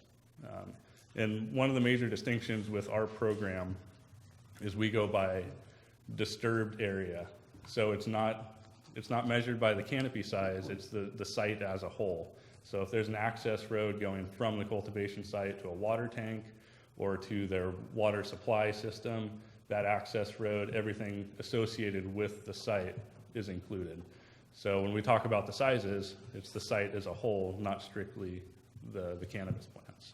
The 1,000 square feet is irregardless of the slope or distance to a water body. Yeah, that's correct. We do have a prohibition in there that we will not permit any activity within 100 feet of a surface water body. So even if it's a small activity, if it's being done within 100 feet of a surface water body, we wouldn't be able to permit it, but we would be able to conduct enforcement actions against that, even if it's below that 1,000-foot threshold. And yeah, I'll talk more about some of the specifics of the tiers. Could you define something real quick? Water body, what does that really mean? So surface water body it's a very broad definition, it's a very broad term. Basically, it is anything with a defined bed, bank, or channel that can transport water. So surface water body, we've been wrestling with the issue of stock ponds, whether, but technically those are surface water bodies. And so for us, when we look at the definition of a surface water body, it comes down to site specifics and protection of resources. But the easiest definition is anything with a bed, bank, or channel that can transport sediment or other materials. Thank you. So, yeah, the writer that the general order does not authorize, endorse, sanction, permit, or approve the cultivation or the sale. That's something that we get questioned a lot on that, and we're just looking at the discharges. So the general order also, basically we rely on the county ordinances. So our general order is only permitted in counties where it is permitted. So it does not apply to counties where there either is not an ordinance or there's an ordinance saying that they can't cultivate. So I kind of covered some of this. Yeah, so the 100-foot from a surface water body, along with the general order, we produced a best management practices manual that basically goes over some of the erosion and sediment control measures that would be acceptable at a site, various ways you construct roads or crossings so that you're not discharging waste and so you're not impacting water bodies. So the tiers, I mentioned the de minimis tier, which is less than 1,000 square feet. The tier 1 category, which is kind of our low threat category for cultivation, less than 30% slopes. Basically, it's up between 1,000 square feet and 1/4 of an acre in size. And again, that's site disturbance, that's the whole site, and is greater than 200 feet from an aquatic life-bearing water course. So that's kind of the difference between surface water body, and then we narrow it down when we get into the tiers that it has to be basically what we call a class 2 and above. So it has to be able to harbor aquatic life for a life cycle. So not just fish, but microorganisms and macroinvertebrates, stuff like that. So the tier 2, which gets into our more moderate threat, you're basically looking at, you're still on less than 30% slopes, but your size is increasing. So you're between that 1/4 of an acre and 1 acre in size, and you're still more than 200 feet away from an aquatic water body. The tier 3, which is our elevated threat, those are on steep slopes greater than an acre or closer than that 200-foot threshold to a life-bearing water body. And that one is basically you're within 100 to 200 feet. Because again, if you get closer than 100 feet, we can't permit it, and then it would go through our enforcement actions. So the price for these increases, the tier 1 being the lowest annual fee of $1,000. Our tier 2 category is $2,500 annually, and then the tier 3 is $10,000 annually for the permit. So do you round up square footage to 44,000 versus 43,560 for the acre? Yeah. That's why we try to go with just the acres instead of the square footage. So we've gotten into that before, is how accurate do you have to be, but generally if it passes the red face test, you're going to be okay. So the CEQA compliance, which is part of any new regulation, you have to look at your CEQA documentation. So through the process, basically what we use for our CEQA compliance is if there's timberland conversion involved, then they have to go through the CAL FIRE process of the less than 3 acre conversion or the full-on timber harvest process. If there's a local grading ordinance, then that's part of the CEQA compliance, is obtaining that grading permit for the county. As far as our permit is looking at the waste discharges associated with the cultivation. Fish and Wildlife has their lake and stream bed alteration agreement program, the 1600 program, which obviously plays a role in this. And then for our tier 2s and our tier 3s, those are the kind of increased levels of threat. We have additional documents that have to be prepared. So if those sites are new as of October 2nd, 2015, October 2nd, 2015 is when our order was adopted. And there's an exemption in CEQA that basically states if these activities were occurring before the regulation was adopted, they are exempt from some of the CEQA process. So the cultivation sites that were basically cultivating prior to that date don't have to go through some of these extra steps. So if they're new as of that date for the tier 2 and tier 3, they have to do a biological site assessment and a cultural resources inventory, which is similar types of items that timber harvest plans have to go through. You basically have to have a wildlife biologist and an archaeologist take a look at it, look at the site, see if they're disturbing any historic landmark or any sensitive species. And if they are, they have to come up with recommendations on how to avoid that.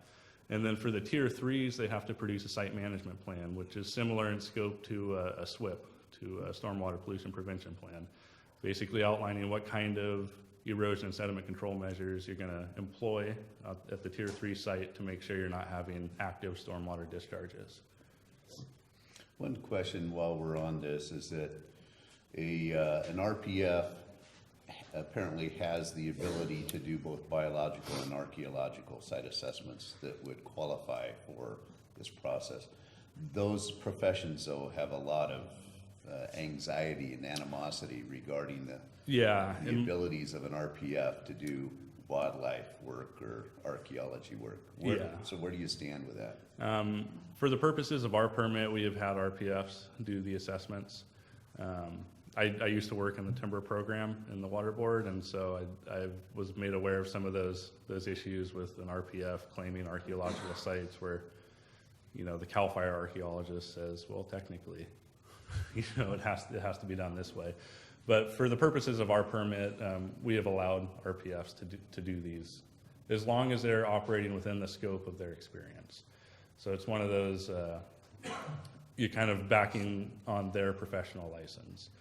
So if they're brand new, if they just got their RPF license, they've never done a biological or cultural resources inventory before, then they're operating kind of out of the scope of their license, and that's the risk they run in using their stamp on it. So that's the way we've been dealing with it so far. But in the vast majority, basically there's only so many RPFs in the county, and right now is kind of the busy season for producing timber harvest plans and active harvesting. So most of the ones we've seen have come from consultants that either hire archaeologists and they have their own wildlife biologists on staff. Well, I'll lower myself too. I am one of those certified wildlife biologists. But anyway. All right. For the sake of alphabet soup here, RPF is professional forester. Yeah, registered professional forester, sorry. Yeah. I'll try to go quickly through some of these. So the basic application process for our permit is the cultivator fills out a notice of intent, which is basically a self-certifying checklist that you're certifying that this is the tier that you're enrolling under.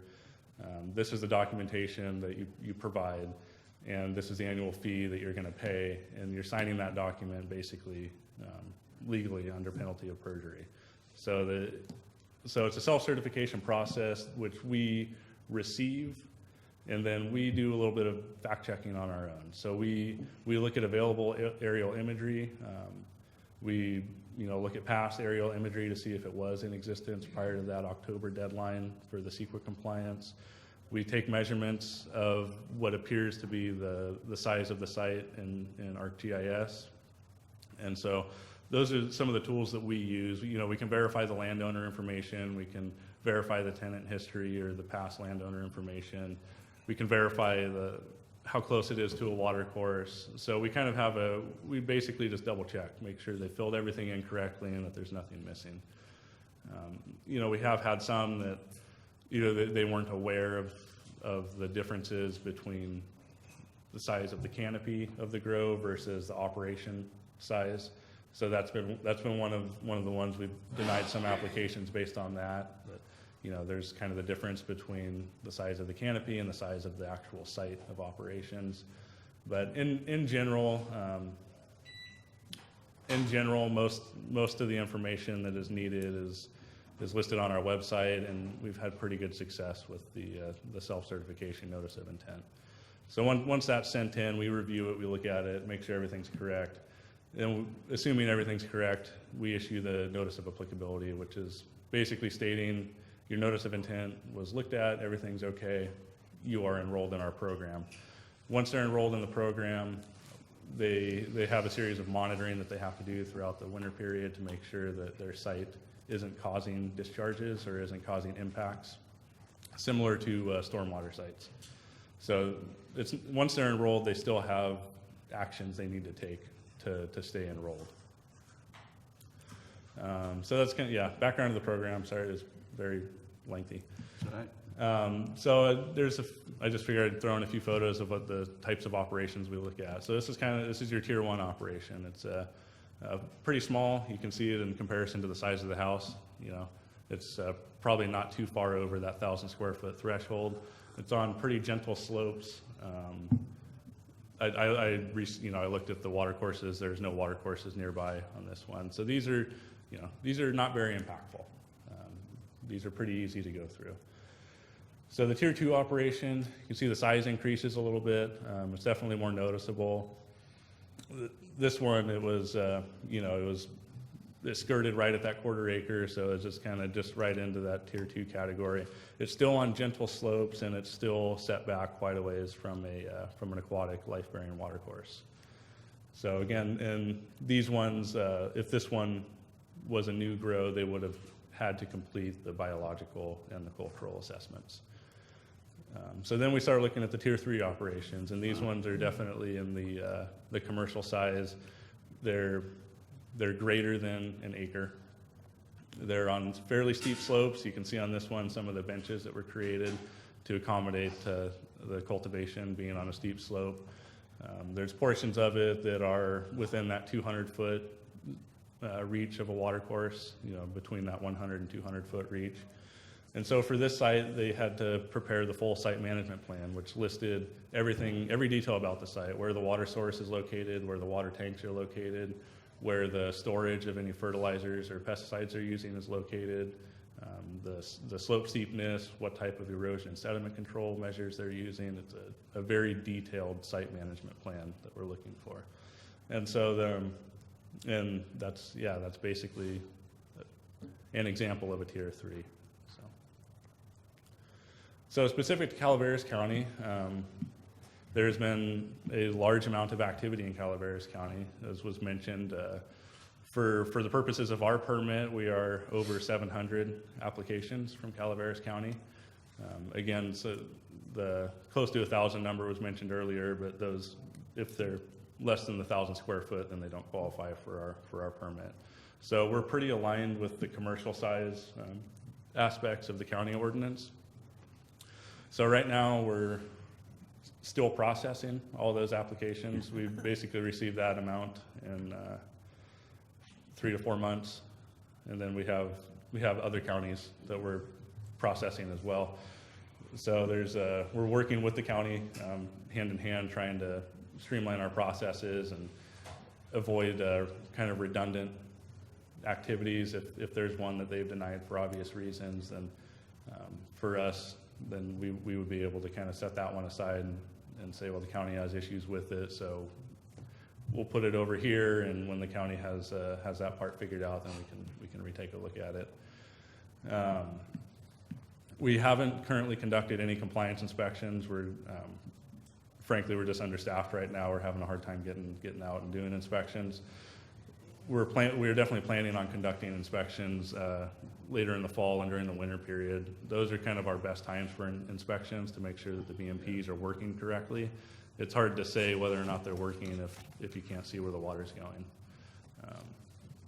So this is kind of an example of some of I think this was not too far to the north of Mountain Ranch. So these are just some of the some of the grows are kind of popping up all over, and this is the type of imagery that we use. This was taken in July of this year, so we have a pretty good idea of what they look like in their operating state. Yeah, so that's kind of the overview of our regulatory program. If there's any questions specific to our regulations. I do have, each one of these, where you find them not in compliance, what kind of mitigation steps are you gonna be taking? What kind of timelines? Do you have a process and a chart to say, we're gonna do this, and then if that doesn't work, or if that does, we go here? So right now, we basically have an acceptance or denial at this point, and that's just a triage.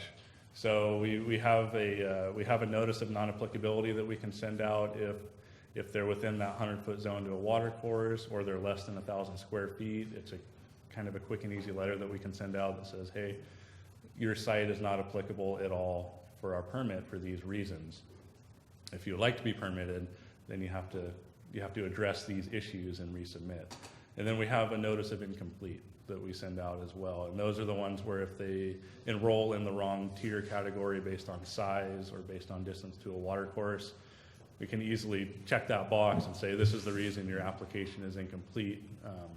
Please rectify your notice of intent by either enrolling in the appropriate category, or we'll work through another process. And so once we go through all of the applications and we have our stack of accepted and our stack of not accepted, that's when we can go through and try and triage the ones that, if they're very egregious, they're going to have a hard time coming into compliance at all. That's going to go to the top of our list for inspections and possible enforcement actions. Will you keep the county informed as you go with each one of these? We're going to rely heavily on the county for kind of helping us out. They have the best knowledge on the ground as far as which sites they have concerns with that would line up with our concerns. So that will be a highly coordinated effort with the county and the local sheriff's office on what we're going to be doing. Okay, thank you. So go ahead, Scott, sorry. It seems like there's some redundancy with especially with inspections. With the county, we have two different departments doing possibly separate inspections, and then yet there's maybe a third inspection, and there might even be more than that. Is there any thought in streamlining, working together, some sort of a collaborative effort in doing this? Yeah, and really, for the purposes of our program, we're not going to go out. We're not looking to inspect every site. It's not the direction that we want our staff to go in. Is that you have to go inspect every single site every winter. What we're really going to focus our inspections are the ones that have the highest concern. So those would be the tier 2s and the tier 3s.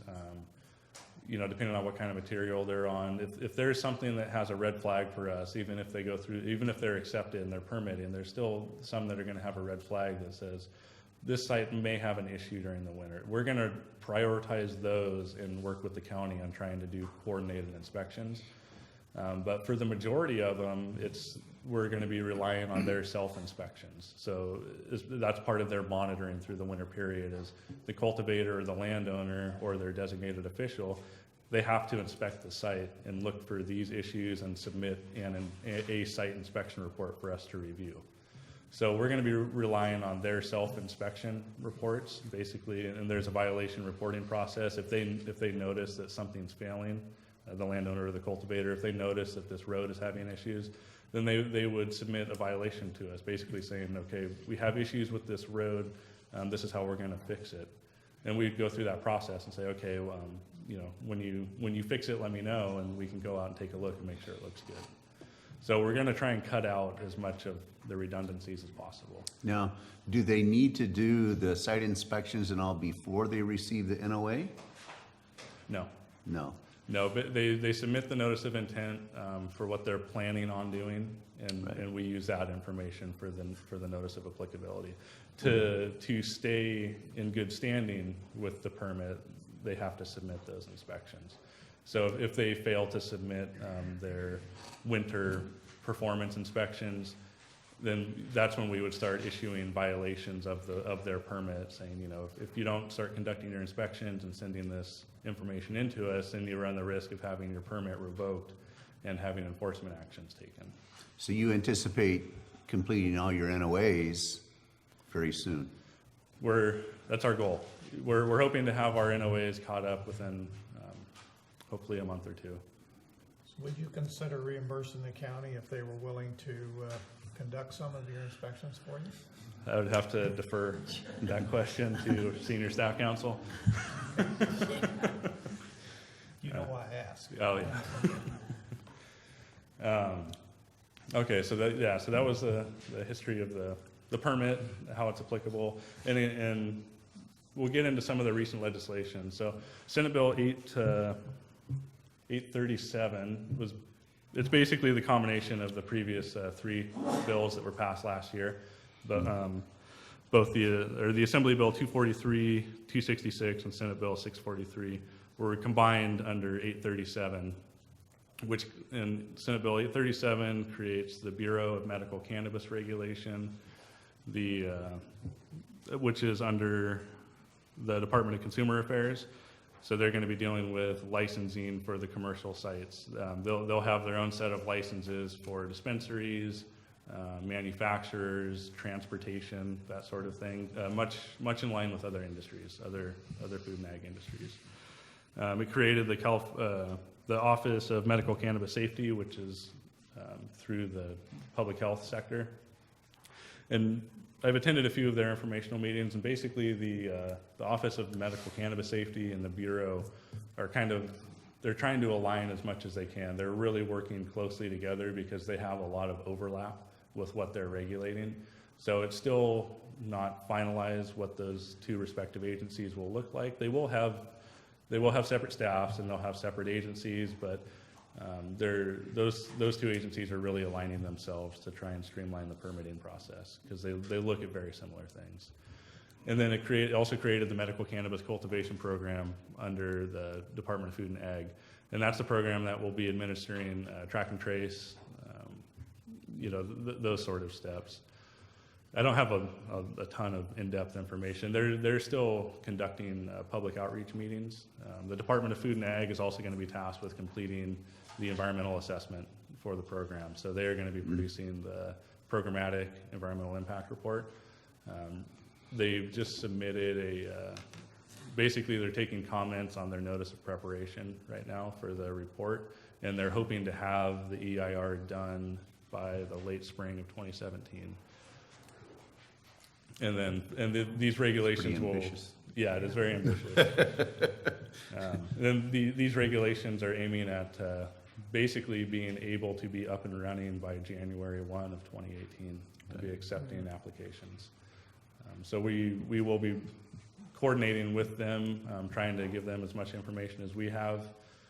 The water boards and Fish and Wildlife are basically the first state agencies to ever have any sort of regulation over the industry.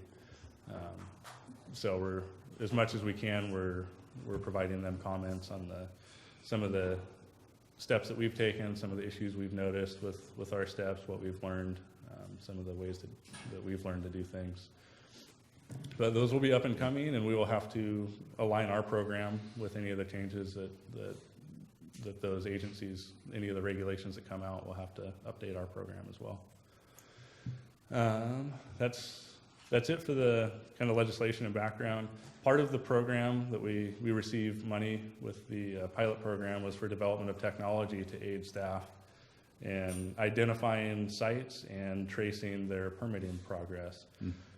With that, we in conjunction with went through the contracting process with a couple organizations that specialize in aerial imagery and GIS modeling, came up with the Cannabis Identification and Prioritization System, which is a GIS-based platform that basically in its full scale, it would have the ability to identify cannabis cultivation sites basically autonomously using imagery, land use patterns, changes over time is what it's looking at, and then some of the key the key types of visual references that cannabis cultivation sites exhibit.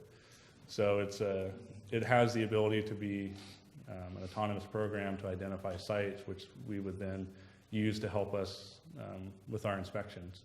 And it would be useful for the permitting side because we would have the ability to attach permit numbers to parcels and track inspection status to those individual parcels, so we could use it to track our progress for the permits.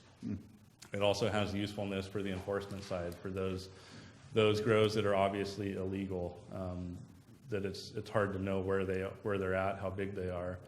The program has the ability to identify those grows and assign it a risk to water quality based on slope, rain patterns, type of underlying soil, stuff like that. And you can pick off indoor and mixed light with this? Right now, yeah, our permit is only applicable to outdoor and somewhat mixed light. For the indoor, It's a different bird. yeah, basically that would, like what was mentioned earlier, that would go back to discharges to either the city or local agency sewer system or the county sewer system or on-site septics. And again, that's something that if those are new discharges to a sewer system, that would have to be addressed in the MPDS permit. They have to analyze for all the constituents that they're anticipating receiving. So if there's new constituents from the cannabis cultivation that aren't covered in the testing for their current MPDS permit, that's something that would possibly also be affected in the future. Might be more of PG&E and smart meters to help identify those. They have in the past. All right, moving on. So that's my part of it from the Central Valley Board. If you have any questions specific to our permit or anything like that, I have my contact information. And if you have any other questions for me before I hand it over to talk about water rights. Any questions? Dave? I just wait, is it a settled issue that the State Water Board considers this to be an agricultural water use? Is that, I mean, I get that it's distinguished, you've got the general order on discharge specific to this industry, so it's treated different than other ag, and the general order applicable to general ag, but for state purposes, is it considered an agricultural water use? I'm sorry, who are you? Yeah. Yvonne West, I'm the Senior Staff Counsel for the State Water Resources Control Board, Office of Enforcement, assigned to the Cannabis Unit and work with the Cannabis Enforcement Program. No, I wouldn't go that far. SB 837 defines it as an agricultural uses for purposes of that bill, and it discusses for purposes of regulating it under those various agencies and their codes and regs to treat it as agriculture for CDFA's purposes. Department of Fish and Agriculture, of Food and Agriculture. But for our purposes, it's not treated on a broad sweeping basis as agriculture in the sense, on the definition under the Clean Water Act. And the distinction being here, with the impacts that we're seeing, we're regulating the discharge, not the actual activity, the agriculture activity. A lot of the times what we're seeing currently is a lot of conversion of land to, whether through its timber conversion or grading activities, the conversion of land from one use to another use. This is new agricultural use.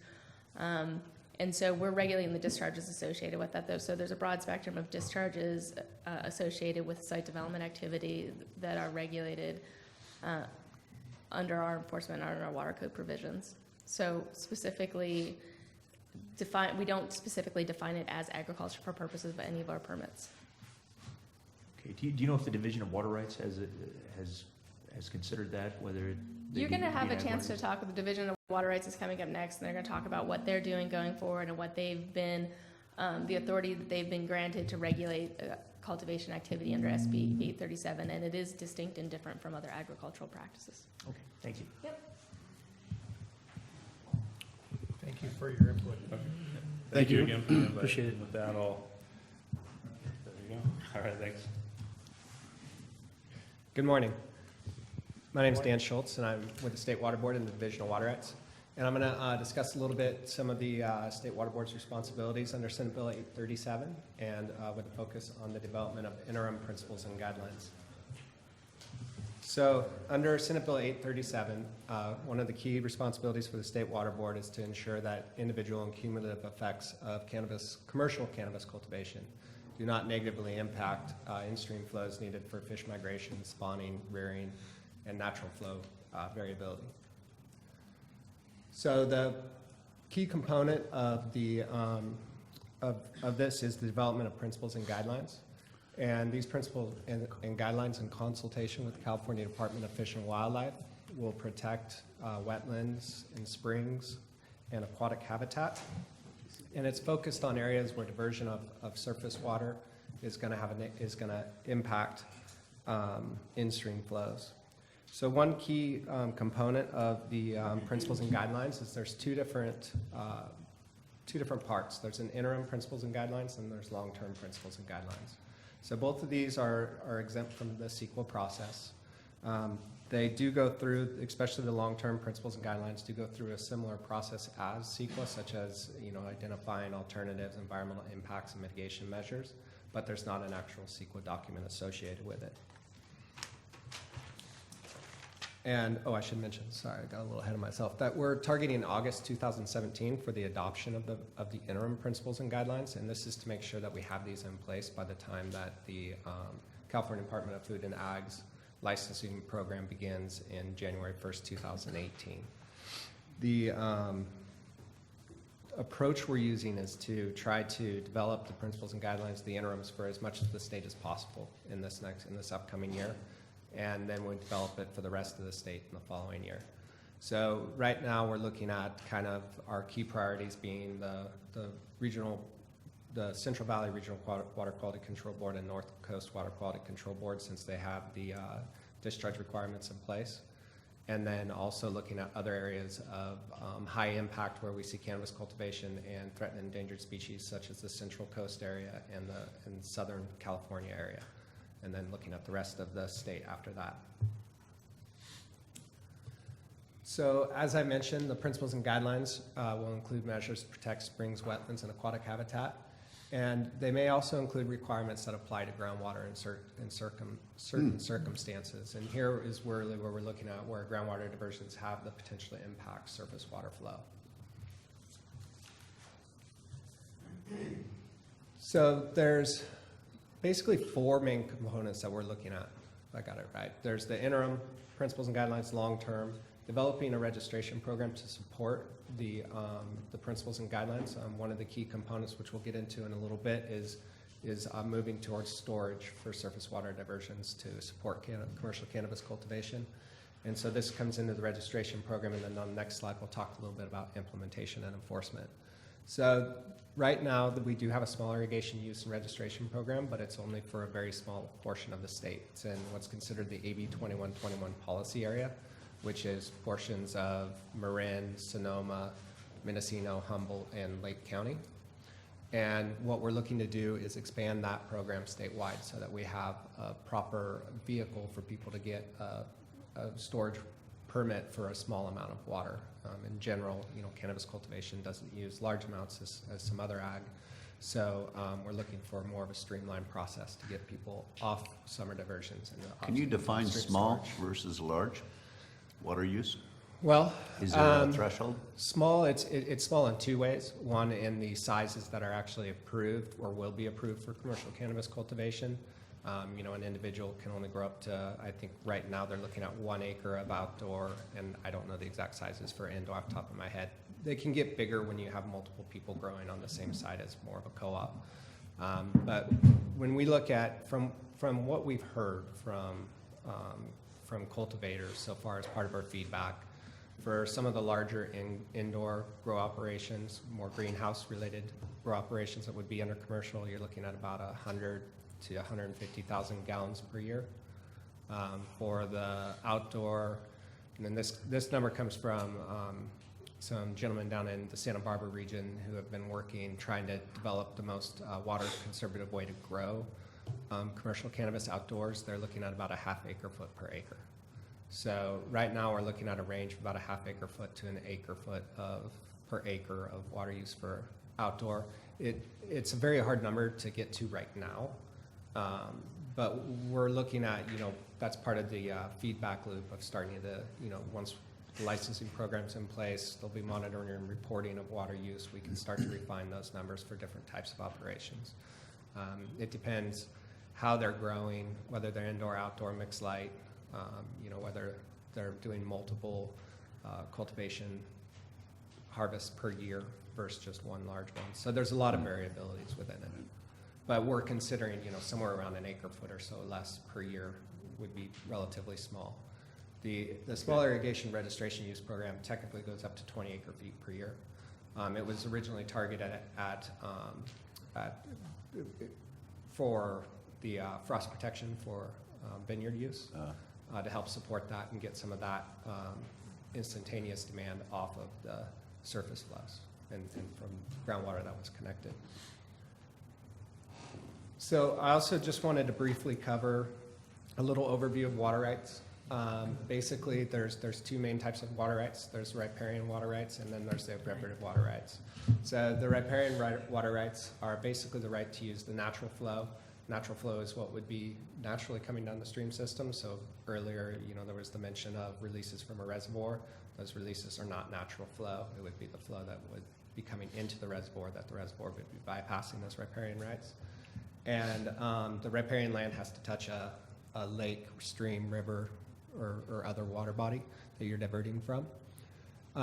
As far as filing statements for riparian water rights, essentially you file your initial statement of diversion and use after the first year of use. So if I started using my water this summer, I would file that initial statement after January 1st, but before July 1st. And then every year after that, I would file a supplemental statement of diversion and use. For the appropriative water rights, I did forget one up there, but it's basically the use of water on non-riparian land or storage of water, to put it in the most general context as possible. Obviously, there's a lot of nuances with water rights. So the types of water rights that fall into this, the one I didn't include is pre-1914 appropriative water rights. They're a little different category and are managed a little bit closer to the riparian water rights as far as how they file and submit their water use. Also permits, licenses, registrations for small domestic, small irrigation use registrations, stock ponds. Those are all types of appropriative water rights. For these, in general, people would submit, if they don't have one existing, then they submit an application or registration prior to commencing diversion of water or construction of the storage. That's generally how those work. So they should have a water right in hand prior to diverting water. I have a question that's come, that I've been asked is, can people sell riparian water rights, or that's just inherent with the land and it'll be that way kind of forever, or is it? Well, I may have to have Yvonne come back up, but in general, it's tied to the land. I'm not another attorney, no, I'm just sorry. Sorry. That's all right. Again, Yvonne West with the State Water Board. I'll try to keep this non-attorney-esque. That's fine. Generally, your riparian right is limited to your parcel. It's the smallest parcel in your chain of deed. So if you take a parcel and you split it in two, unless there's something specific in the deed reserving riparian to, let's say, that parcel that's no longer touching the water, your riparian rights are limited to that parcel that is still contingent to abutting your surface stream, and you can't sell it off parcel or use it off that parcel. So. Okay, but as far as how the historic water ditches and all went, my understanding was some people sold their ability to use their water, their riparian right water, to Sure, you can get into some pretty complex water rights transactions where you may have somebody who enters an exchange agreement or exchange contract where they agree not to exercise their riparian rights in exchange for getting water delivered from a water purveyor, or somebody who has a reservoir upstream or something different, and that's usually a process by which people try to reserve their riparian rights while they're not exercising them, but they agree to not exercise them while taking a different source. So it can get very complicated, but those types of rights usually leave a pretty detailed paper trail. Deed on the deeds and stuff. Well, not necessarily on the deeds and the contracts between parties, and those are situations where you would have to ask a party to come forward and demonstrate their right, and they should be able, again, to provide that right through a pretty detailed paper trail, as opposed to, I own this property, therefore I should be able to take this water. And does So that, you said that the riparian rights have to be used on that parcel adjacent to the stream? Yes. Okay, and cannot be transferred or sold? No, Or and lake. it's not, it's not allowed to leave the watershed also either. So if, for instance, you have a watershed boundary that runs through the middle of your parcel, you would not be able to take that water from one watershed across that line to the next watershed. So the theory being that the water you use on that parcel returns to the return flow would return to the same stream or stream system. So that's where the watershed boundary comes in. So there's, again, a ton of nuances in water rights law, but that would be one of them. this is a wonderful, complex subject, and I know it comes down to miners' inches at times. But I think that really the gist of the whole point is to be sure that if you are going to divert, that you do check with the state, you do confirm your right before you start taking that step. It's very important to know whether or not you have an existing right before you start exercising. Mm-hmm. And I'll talk about a little bit more about this in our next presentation about enforcement. Okay, thank you. Good.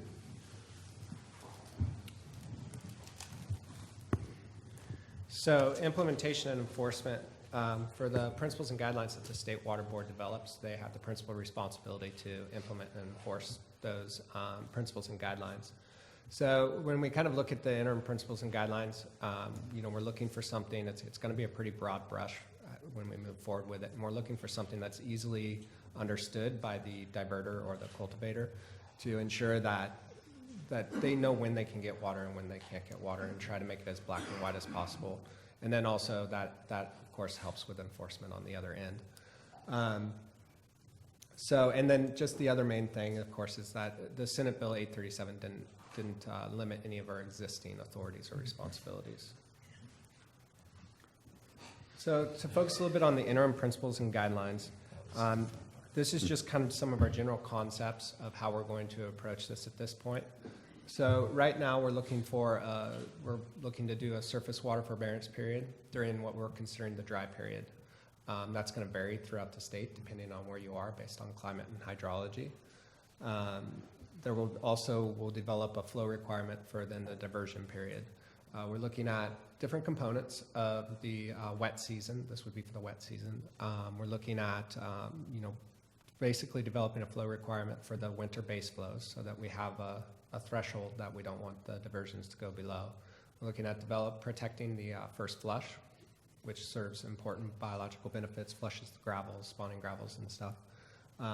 We're also looking at, on the other end of the spectrum, to try to maintain some of the spring recession flows. These flows are also important for the anadromous fish that over summer, it's a trigger to start to move into the rearing habitat. They're very important for amphibians as well that use the spring recession flows as their trigger to breed. And then we're also looking at maintaining other portions of some of the high flow events. These are some of the channel forming flows and the flows that create and maintain habitat. So to make sure that we're not cutting all those off. We'll get a better idea with some of the high flow events what the ability is for cannabis cultivators to really affect those high flows. If you're looking at a very small system, they might have that has a high dense cultivated area. They might take enough surface water to affect those flows. But if you're looking at a relatively large watershed, they probably won't affect it much. Right now, in order to kind of address the when they can divert and when they can't divert, we're looking at using the existing gauging network focused on the United States Geological Service gauges and the Department of Water Resources gauges, or CDEC gauges. This is not going to be perfect, but it's what we got that we can put in place in the next year. So basically, different cultivators will have a compliance gauge based on where they are in the watershed. And whatever that gauge is reading will have the flow requirement associated with it. And that will trigger whether or not they can divert. Obviously, it's not going to be perfect in some of the subwatersheds upstream. There may be some that are more heavily impacted by cannabis cultivation, and therefore dropping the flows in that specific tributary down below that flow requirement, and others it might be the opposite. So with the key component with the interim principles and guidelines is we can use adaptive management, and we can we can change them over time as we start to get more information. And that's where we get the feedback loop from where folks are cultivating, how much they're cultivating, whether they're what their sources of water are, so we can look at that a little bit closer. We can move a gauge location up into that subwatershed if it looks heavily impacted, and move the flow requirement higher up to them. And on the flip side, if they're in locations where they feel that the flow requirements are too restrictive on their operations, or would like to do more of a shared water type diversion scheme, then we're looking to allow for local cooperative solutions that would allow them to come up with their own diversion management plan, basically to meet the flow requirements. One other thing I should mention about the principles and guidelines in general is that they cannot be, at least the interim in particular cannot, or actually both of them, cannot lower any existing flow requirements that are already out there. So whatever the existing flow requirements are, those are already in place.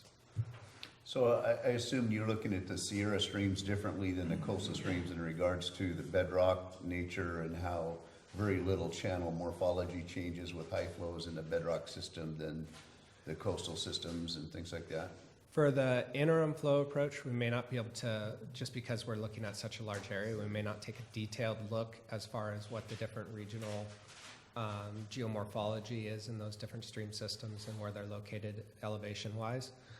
We do have some information that will help inform some of that, but we're really looking at probably using more of a desktop method approach, which is really just going to be kind of a pretty broad brush. It's likely going to be some percent of unimpaired flow is basically what the flow requirement would be for base flow. And then for the high flow events, it would be difficult for us to have at the large level we're looking at, have a bunch of different, smaller high flow events and where those are required at different spots. So it would probably be something where we're looking at something relatively straightforward as, if there's a certain amount of rainfall predicted over a certain period of time, then you have to let the first X amount of hours go before you can divert. Something along those lines that allows some of that to be diverted. Some of the smaller high flow events, they could be diverted as well. So it's just trying in general for the different regional areas, trying to figure out what the key flow events are, which ones we think are valuable to protect more than others. Not all high flow events are serving well, they're all serving an ecological benefit, but there's different benefits and trade-offs associated with them. Assuming we have high flow events again.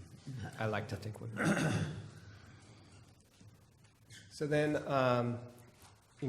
the principles and guidelines are not limited to just looking at flow requirements. And there's some overlap here with the regional board's efforts as well. And so some of the other things that we are looking at is having dry season flow requirements as well. The component for the dry season is to take a look at groundwater and start to see if we have areas where we see potentially commercial cannabis cultivation from groundwater affecting surface flows. And in those areas, again, it's kind of looking at the adaptive management component. If we start to see summer flows not being met, then we can start to look at, well, what is the water use in this area? How much of it's groundwater? How close are they to the stream? Do they have the potential to impact the surface water? And potentially move some of those cultivators off to storage as well, if it looks like there's an impact. In general, this is something that we're not sure how it's going to play out in the state, and there's obviously overlap with the Sustainable Groundwater Management Act in different areas as well. So additional interim principles and guidelines are some more standard ones: fish screens for diversions, riparian buffers or setbacks from the stream channel, removal of any fish passage barriers. So as you'll see in the enforcement slides and so on, there's a lot of folks have just kind of gone in and put a little diversion dam into the stream channel that's currently creating issues for migrating fish up or downstream. Off-stream storage requirements, as we mentioned, these would also be looking at actual siting of tanks or types of off-stream storage components.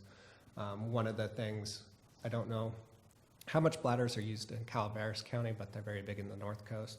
So that's one of the things where secondary storage containment for bladders, they have a tendency to blow at certain points and to have other issues. And so you can see a lot of water running off at very quick time period.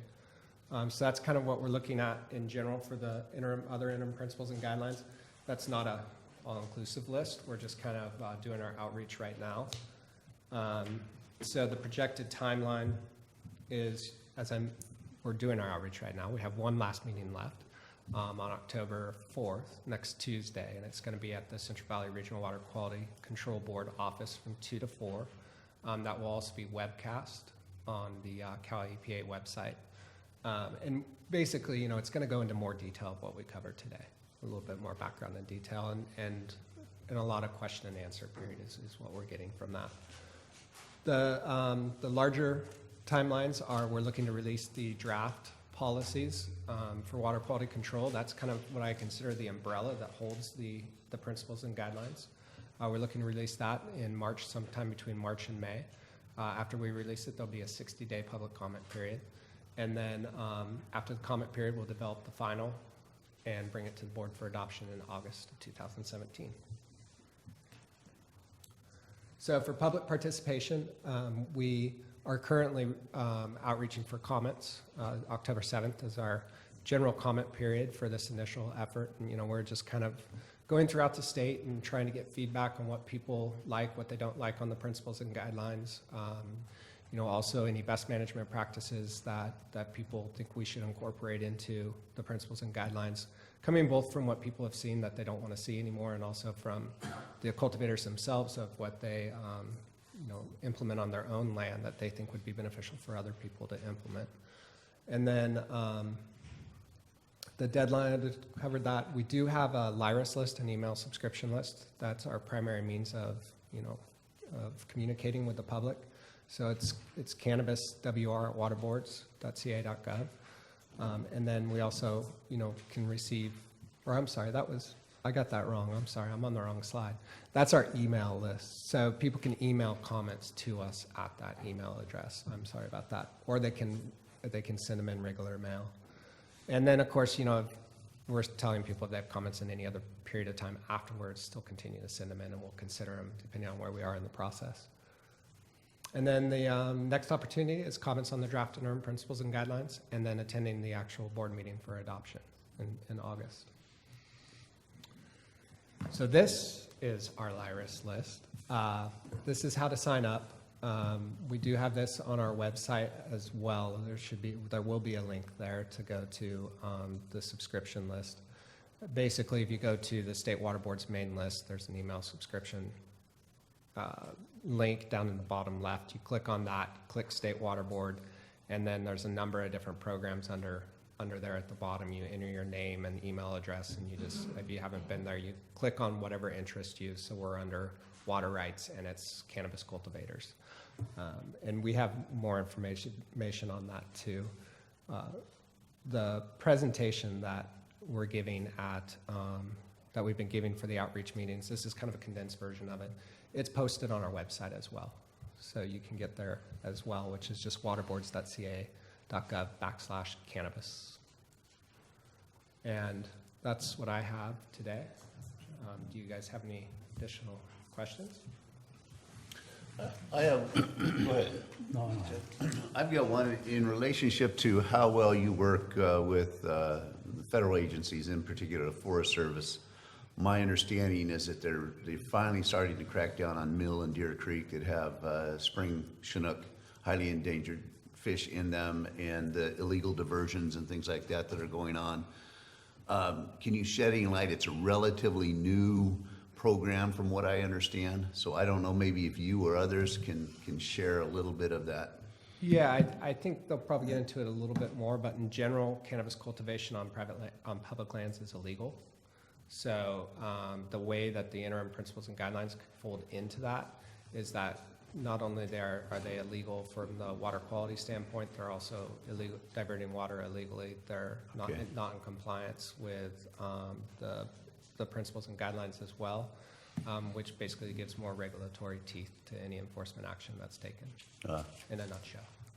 That makes sense. Thank you. Yep. Thank you for your presentation. Dave, any other questions? You're good. Well, You I asked do a have good one question. questions. I just, the forbearance program is contemplated. how do you sync that up with water right priority and their curtailment system under The- Division of Water Rights? Specific to commercial cannabis or in general? Yeah, I mean, if you're dealing with a cultivator who's diverting but under an appropriative or riparian right, I'm guessing you'd still have to look at the priority system and the curtailment process itself if you wanted to, move them off stream to.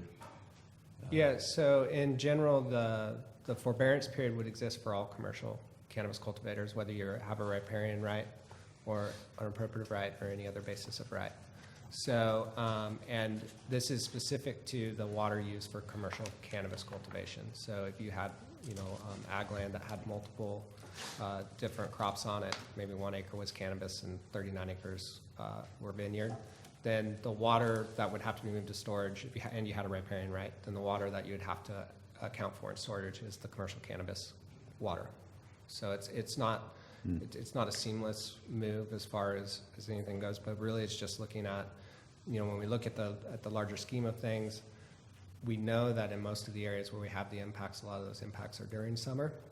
So it's trying to address those as easily as we can from the large programmatic standpoint. When we start to look more at the long-term policy or principles and guidelines and policy development, that's where, we look more detailed at a given region and start to look at whether or not, there is more water available potentially in the summer and people could move back to exercise the riparian right. When people move to any storage or appropriative right, it's first in line, first in right. So, the cannabis cultivators, if you look just at the commercial cannabis cultivation, when the registration program is available to them, if they're moving from a riparian right, then they would have priority as they came into the system. And then we would be curtailing, basically they'd be shut off based on the flow requirement in the stream. And that's really where, we're looking at the amount of water that needs to be diverted. Probably the number of registrations that would be in a general area, if they were to coordinate their diversions, they would have the potential to probably fill a lot more of those, and it wouldn't be just a black and white cutoff. And so that's why we're allowing for the local cooperative solutions. In the world of water rights, we can't consider agreements between water right holders. You're either on or off, curtailed or not curtailed. But you would be distinguishing, I mean, if it's irrigation for traditional, alfalfa or something like that, that might, but because of the priority might not be curtailed, but yet if you're using that same water under the same right, but now you're irrigating cannabis, you might be treated differently under this program. And it's more of a question, I guess, it sounds like more a question of priority within your registration in that system. Yeah, it's more restrictive. So for a cannabis cultivator to be able to divert water during the winter, if they moved over, all other existing water rights wouldn't have necessarily, unless there's a flow requirement that's in that system already, they don't have that responsibility they need to meet. So they can still get whatever water they need, and then the cannabis cultivator would take theirs on top of that. But with a lot of the areas we're looking at, there's not a large impact or volume of water being diverted proportionally during the wintertime. So we think that this would be an opportunity to get some of that demand off of summer and over into winter and be able to provide water for them. It's interesting. Good. Well, thank you, Dan. Appreciate it. Next up, it's Dwayne. Is it Dwayne or? Yeah. Dwayne Little with CDFW.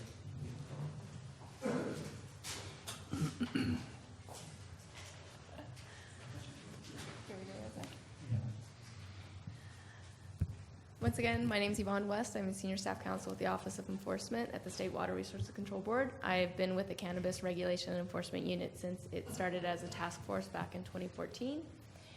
And I'm here with our partners, Department of Fish and Wildlife. We work closely with Fish and Wildlife and collaborate on these efforts. Hi, my name is Dwayne Little. I'm a Lieutenant Supervisor with the Department of Fish and Wildlife. I coordinate the efforts of 4 game wardens, 1 attorney, 2 environmental scientists, and assistant government program analysts out of the Redding area. Although our efforts pretty much expand statewide, most of our effort has been in Northern California and I recently inherited Calaveras County for probably at least the next year. Part of my job in coordinating these efforts between the Water Board and Fish and Wildlife is to deconflict these grows that we investigate. We typically, as was mentioned earlier, we investigate the larger scale environmental crime issues, which usually are felony cultivation cases also.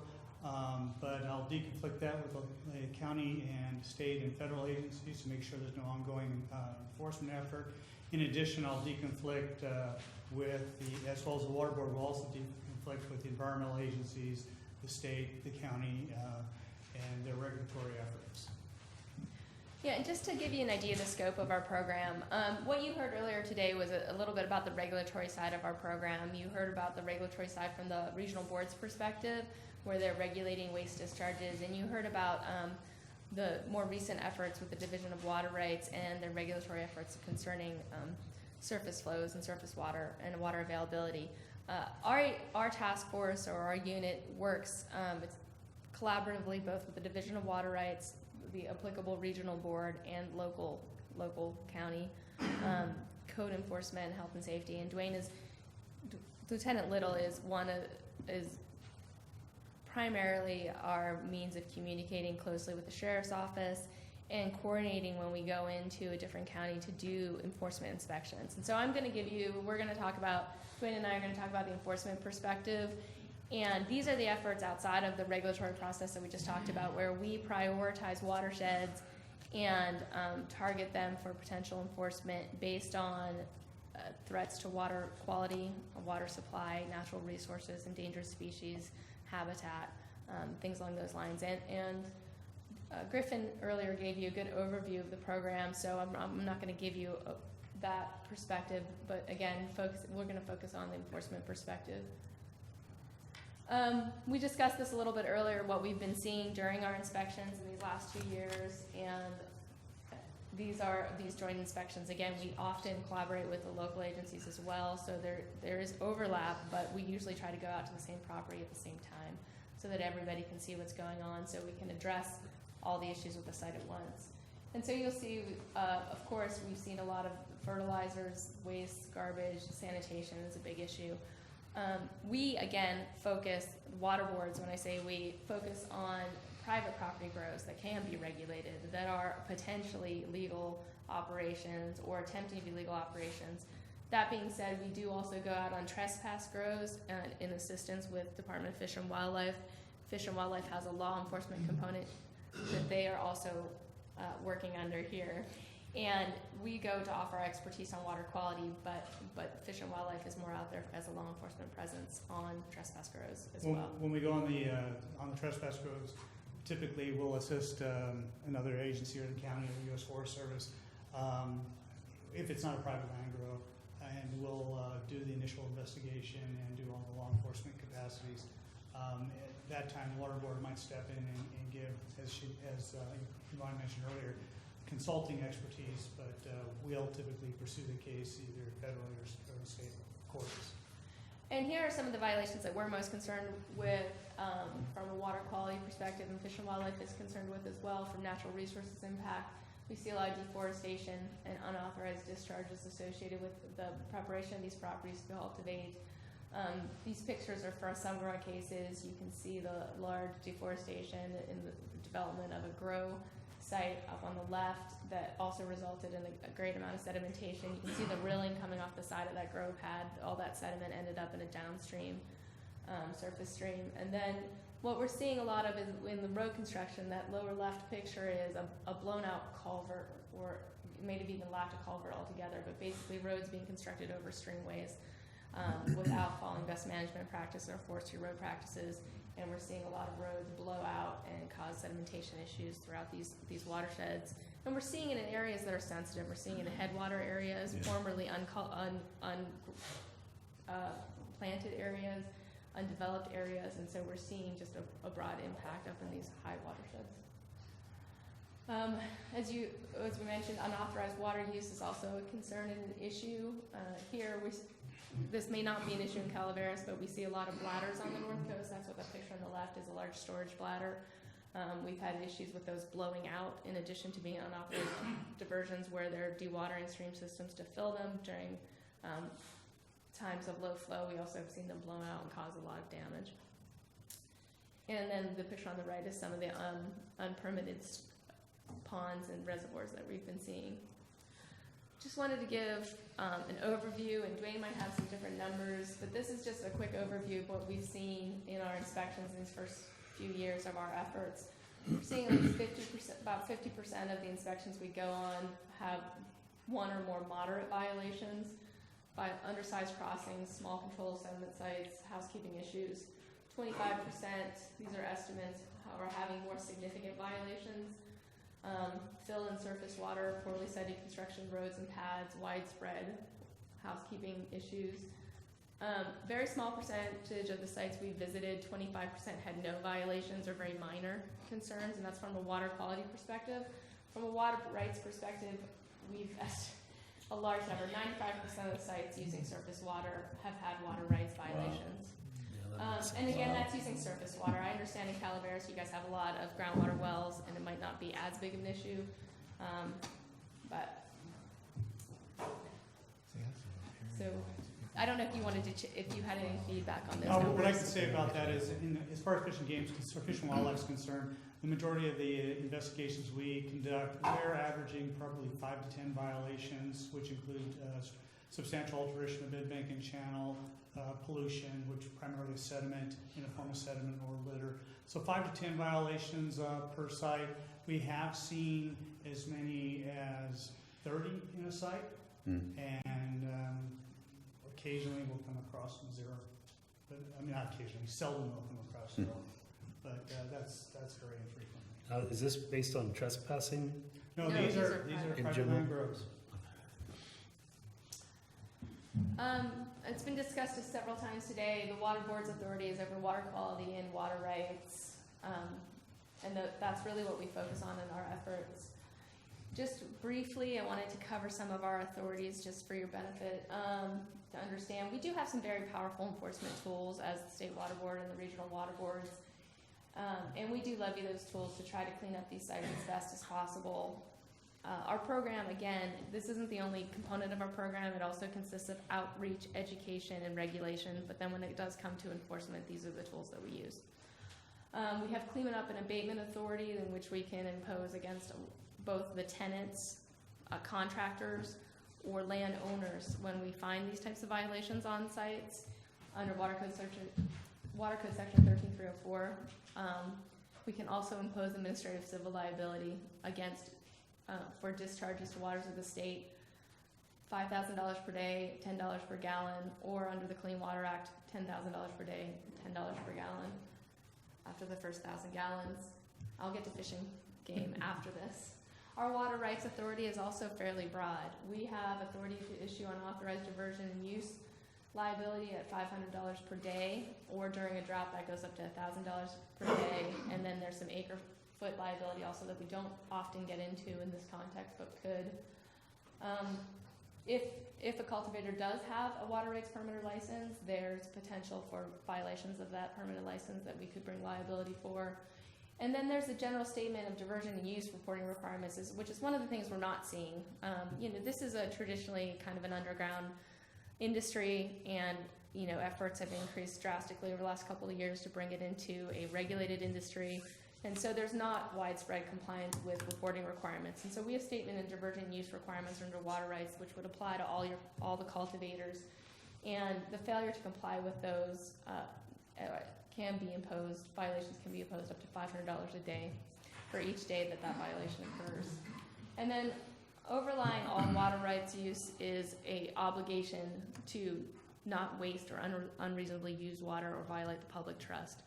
And those are more extensive enforcements that are very fact specific, but if we go into a situation where we find a cultivator, this is hypothetical, dewatering a stream, taking all of the stream and causing species impacts downstream, we can bring enforcement action under a waste unreasonable use or a public trust violation, and that's a pretty broad authority. And this is throughout really all industries, not just Yes. cannabis. It's- No, this is not specific to cannabis. These are general water code violations that are applicable to everybody in the state of California, all water users and diverters. So I do have a question then regarding all of the fines that the state could potentially collect. Does the injured county get any portion of that? Those fines all have dedicated funds that they're required to go to under statute. If we settle a case, and we have settled some cases, we have more ability to carve out funds, say to Fish and Wildlife or other agencies that were involved in the investigation or prosecution of a case, but that would have to be under a settlement terms. Settlement agreement. Yeah, when we go to the point where we have to go to hearing and impose liability, the statutes tell us where all that money goes. Just wanted that clearly Sure, understood. I understand. How do you come across these violations? So I was gonna get to that, but I'll. Okay, I'm sorry. I'll jump into it now. So typically, through the SIPS program, Cannabis Identification Program, where we use high-resolution GIS platform to locate these grows or where there's significant change occurring, we hope to use that on a greater scale in the future to locate these sites and to be able to investigate them further. As far as investigating them further, we're looking at it by aerial surveillance, Google Earth or NAPES imagery to get us in the general area where problems might be, and then flyovers and so forth. Or we rely on public complaints or outlet agency complaints, in which then we'll probably fly over them again and look at them and take photographs to generate whatever warrants. What would a countywide water district's responsibility be in monitoring that? Any at all? Well, if you have a suspicion that there's a significant draw on your system, and you can pinpoint it to a particular area, we'd be more than willing to fly over that area, given the resources we may have at the time, and document it, and then go forth, perhaps generating a search warrant and executing it. Okay. And I can talk specifically about in the context of some of our enforcement cases that we summarize here. But from a water district's perspective, there's a lot of concerns with water rights violations. And as your board has kind of alluded to, bulk water hauling. And I'd like to talk to that in the context of a case that I have on here in profile. And I'll talk about some of the obligations and duties that we've imposed on local water agencies to understand where their water is going so that they don't violate their place of use restrictions.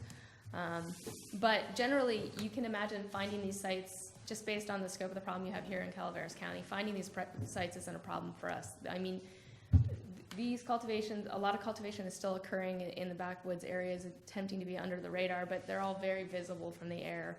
And we have more sites than we can get to, and we have more problems than we can address. And with the limited resources that this unit has been given, both from on the Fish and Wildlife side and the Water Board side, we really have to focus our efforts on where we're seeing impacts to endangered species, critical habitat, and natural resources, and that's where we focus our efforts for this task force. Can I ask you a quick question along those lines? In areas that have had legal cultivation, are you finding less illegal grows, or is it the problem the same? No, we're finding them both in the same watershed, where we have watersheds where there's established legal cultivators that have been there for generations, but if you go in any public lands surrounding those areas, they're teeming with trespass grows. And Dwayne can tell me if his experience is different. Typically, one activity begets another activity. And commonly, the illegal growers, the people from out of the country, out of the state, who really have no legal right to be growing in California under the current laws, they see that the system is overwhelmed, and they see it happening in one area.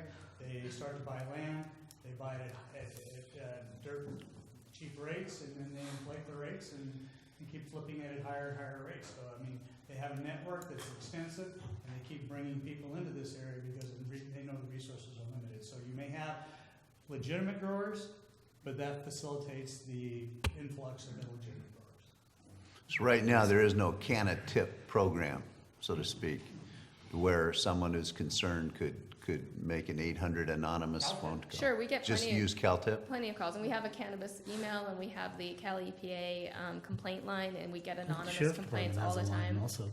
I believe our sheriff's department has a Has a line. cannabis line? Okay, okay.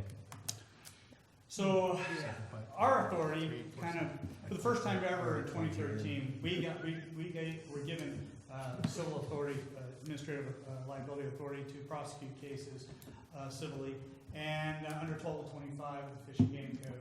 And basically what that allows for, initially for specific violations, 1602 of the Fish and Game Code, which is substantially alter the bed bank and channel of a stream or divert, 5652, which is litter within 150 feet of the high water marks of the state of California, or 5650 is deposit of deleterious substance working in interstate waters. Those were the initial statutes in which we were able to go after individuals who were cultivating cannabis illegally, and legally or illegally, and but violating those statutes.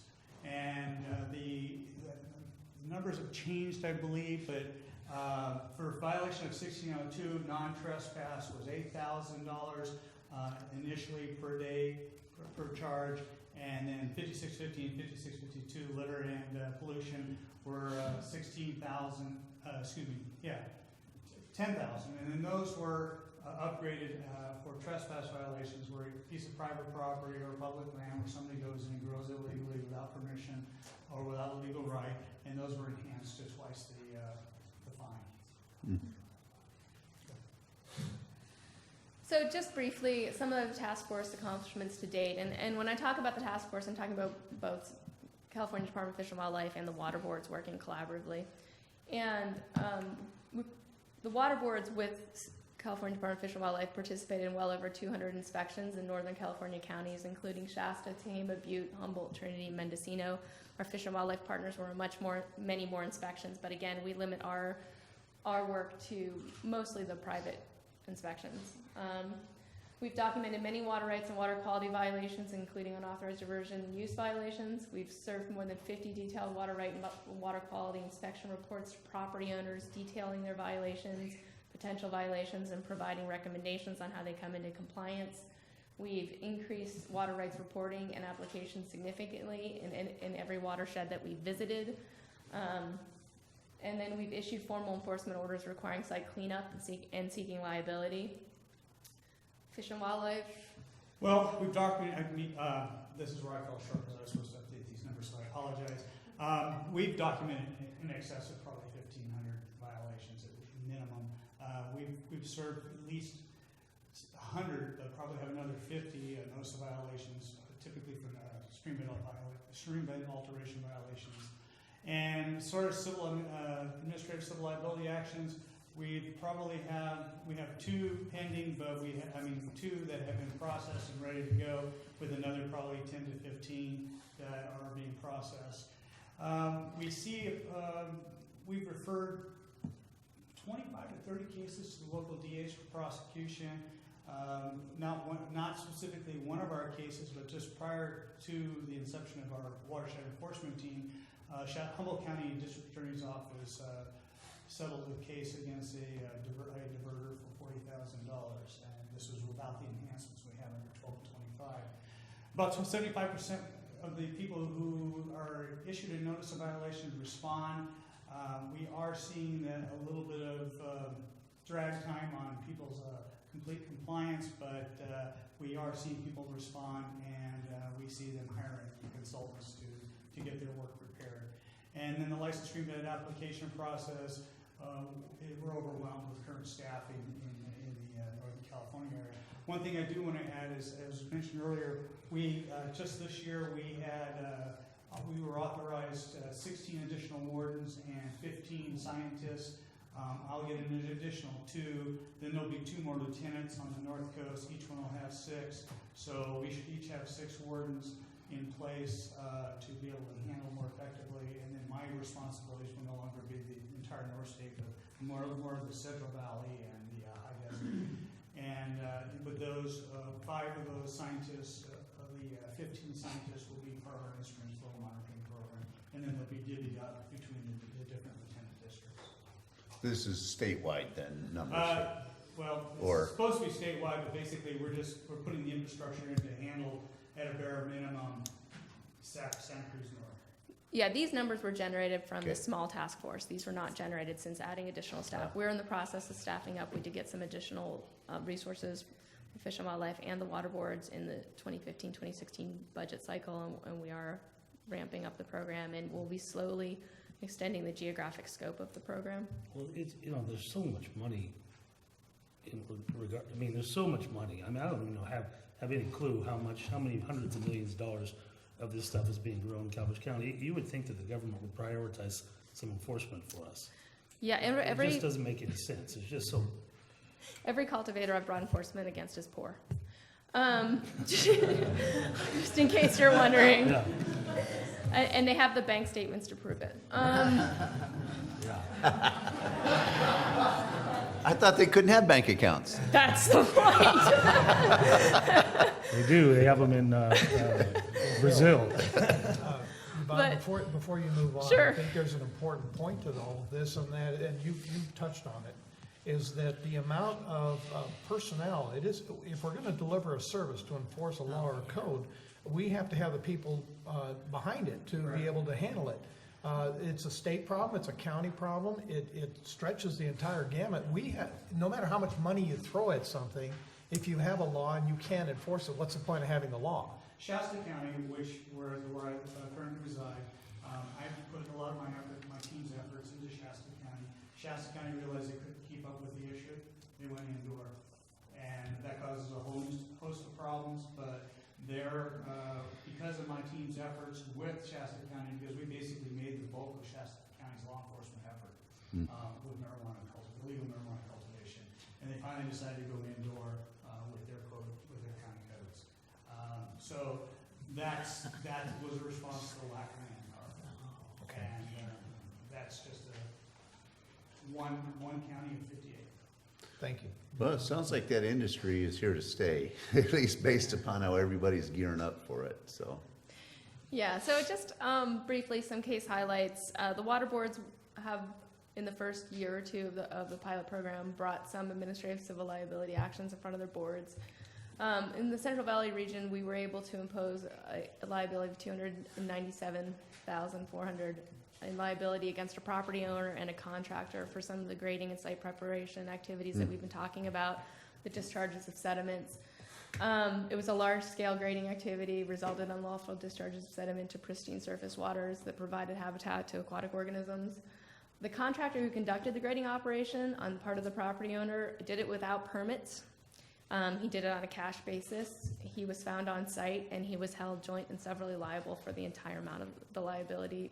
Well, the $139,700 for, that was the portion of the property where we could demonstrate that he was conducting work. Are you capable then of suspending their contractor's license for this kind of activity? We can refer it to the contracting board, Right, and they can do that. for disciplinary action? Yeah.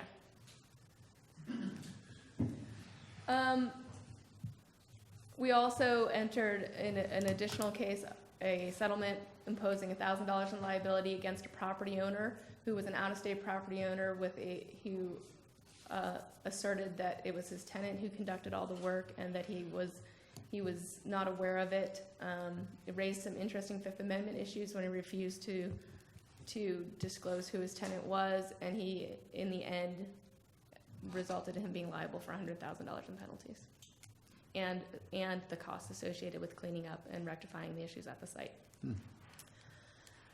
The one I wanted to take a little more time with this board to discuss was the bulk water hauling cases and the water rights. And on behalf of the Division of Water Rights, we brought an enforcement action that resulted in imposing $35,000 in liability against a bulk water hauler.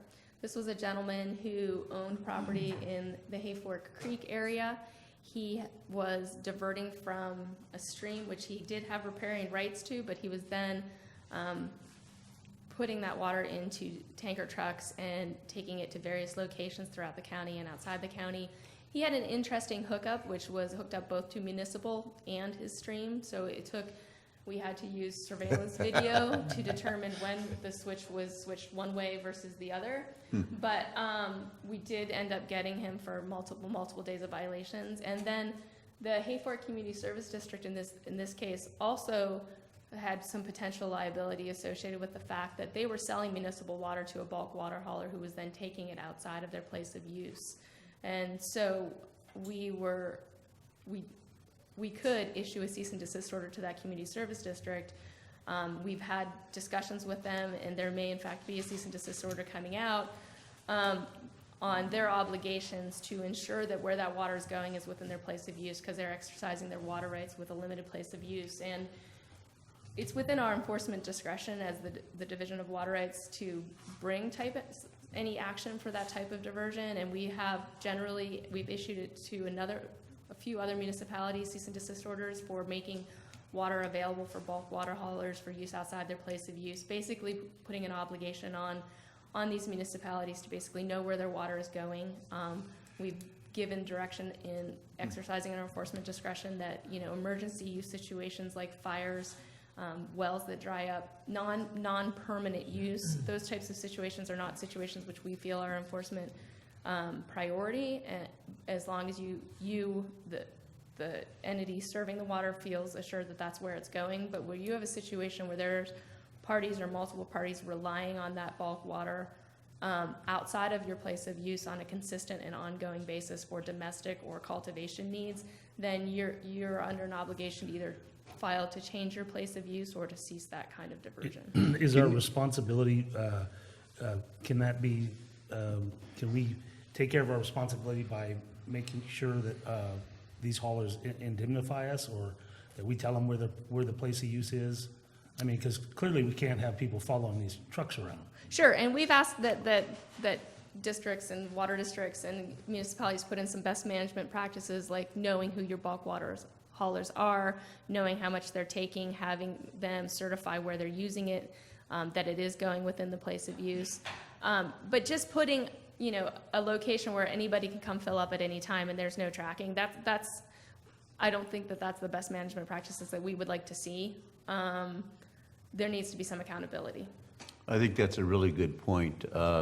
We as a district, our general service area is basically the entire portions of the county that are not currently being served by others. Yeah. So does that mean that if they took McCullamy water out of a West Point hydrant, that they could deliver it down into the outskirts of Copperopolis that are that are out? Stanislaus River there. Yeah, the Stanislaus or something that, they've gone through the Calaveras and then into the Stanislaus watershed, but it's still our general service area.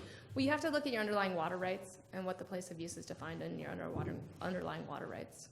And that's what we Okay. enforce. That's our concerns. That's the State Water Board's concerns, the Division of Water Rights, is what permit are you exercising when you pull that water from a surface stream, and what's the place of use that you've defined for that water, and where is it ultimately being used? You opened up a whole new discussion for us. I know I did. Bulk water rates just went up. I appreciate our issue one step further. In 2008, we had, quite a scare with New Zealand mud snails, bottom mussels, Right. and so forth. Hydrilla was a problem way before that. Right. It seems to have subsided a little bit for the time being. There's certain issues that may limit its spread. But bulk water haulers, depending on the source, obviously, but let's say it's surface water, because we have a lot of bulk water haulers stealing water from creeks and so forth without stream alteration permits, without water rights and so forth. And they're transporting it all over the county, all over the state, from one watershed to another. Just because it goes into a storage tank or a reservoir doesn't mean it's going to stay there. All it takes is one small fraction of that species to contaminate a watershed. And then your water district is going to have headaches like, I'm sure you have a clue. Yeah, zebra mussel too. I see you writing madly over there. Do we have a new agenda item? Well, this is really important to note, because, the argument can be made that a bulk water station, if used properly, could help address some of the problems with illegal diversions and, theft, hopefully out of hydrants, and, overuse of limited groundwater with fractured rock groundwater areas. And so that's one side, but there's this whole other part of the equation that you've got to consider as well. So I really appreciate that. Sure. Is the water board going to be providing guidance for water districts on how to indemnify ourselves? Or? How to indemnify ourselves? Well, all of our past cease and desist orders are available online. I'm more than willing to have a dialogue with you about what those districts did to ensure that their bulk water hauling wasn't going outside of their place of use. I'm sure it won't be me, but Yeah.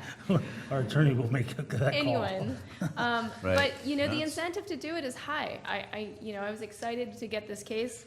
And I was excited to get the settlement without going to hearing, but I was a little dismayed that he wrote a $35,000 check without blinking an eye. I don't know what water sells for bulk water hauler down here, it's usually about $4,500. Yeah. You mean he didn't pay you in cash? For about $1 worth of water. He somehow had a bank account. Water is cheap. All right. I'll leave it alone. But that was what I wanted to cover. We're available for questions.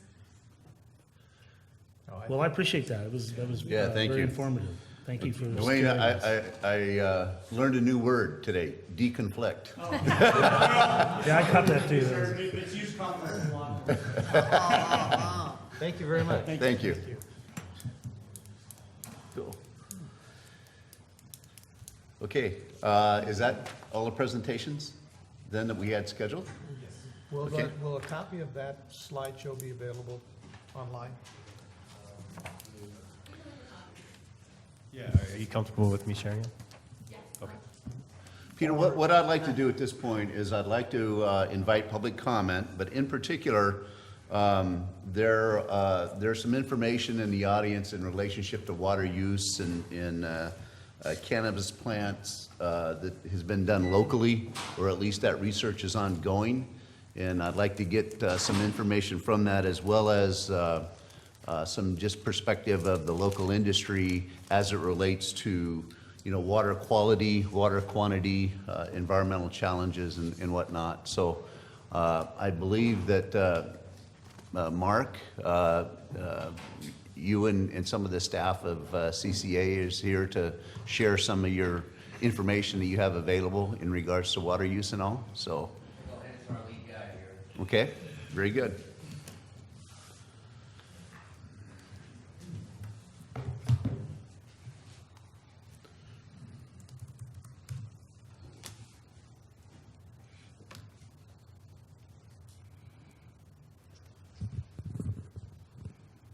Hello, everybody. President Strange, members of the board, my name is Kaz Tomaszewski. I'm the Executive Director of the Calaveras Cannabis Alliance. For those of you who don't know who we are a nonprofit organization representing the local industry. In regards to what we do, our mission is to advocate for the social and economic betterment of our growers and industry members, but also for the ethical behavior of that same industry. Our long-term goal is the peaceful and sustainable integration of our industry with the community in a way that works for and with the community. We have become relatively successful locally. We have a large network. We have the ability to motivate 400 growers at a time towards a specific meeting or a cause. During the registration period for the urgency ordinance, for instance, we held about 6 workshops during which we talked to somewhere between 500 and 1,000 growers in 5 weeks. That gives you the idea of sort of the influence that we have in the local industry. I have a number of things here that I've cobbled together in regards to what has been talked about today, kind of perspective from our side of the fence. I don't have anything official planned, so I might cobble some documents together, so I might have some hesitations in there, but please bear with me. I'm going to take some time talking about the common farming practices, usage, runoff, threats to quality and quantity, controls, and then what we're doing. Good.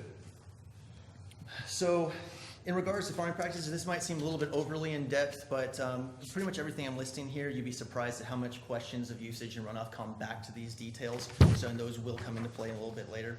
A word on the plant. Cannabis is an annual plant, which means that we have to replant every season. It's very fast growing. It'll grow during the heart of the vegetative phase, between 1 inch and 6 inches a day. It's also high feeding. Only the female plants produce marketable flower. Plants, when you plant them from seed, are about 50% female to male. So if you are a grower growing from seed, your nursery, you will start off with double the amount of plants that you will end up planting outdoors. The life of the plant is divided into 3 phases: rooting, vegging, and flowering. Rooting is when the plants are seeds or cuttings. They're very small. Vegging is the vegetative growth part of the plant where it grows very quickly. Flowering, it all but stops growing and simply focuses its energy on putting on flower mass. Cannabis flowers in response to the light cycle. This means that naturally outdoors, as the days get shorter, the plant will begin to naturally flower in fall. Indoors and in greenhouses, that light cycle is manipulated to make the plant either veg or flower out of season. It also makes it possible to pull multiple harvests. For the outdoor crop, about 80% of all cannabis species will actually come down for harvest in October.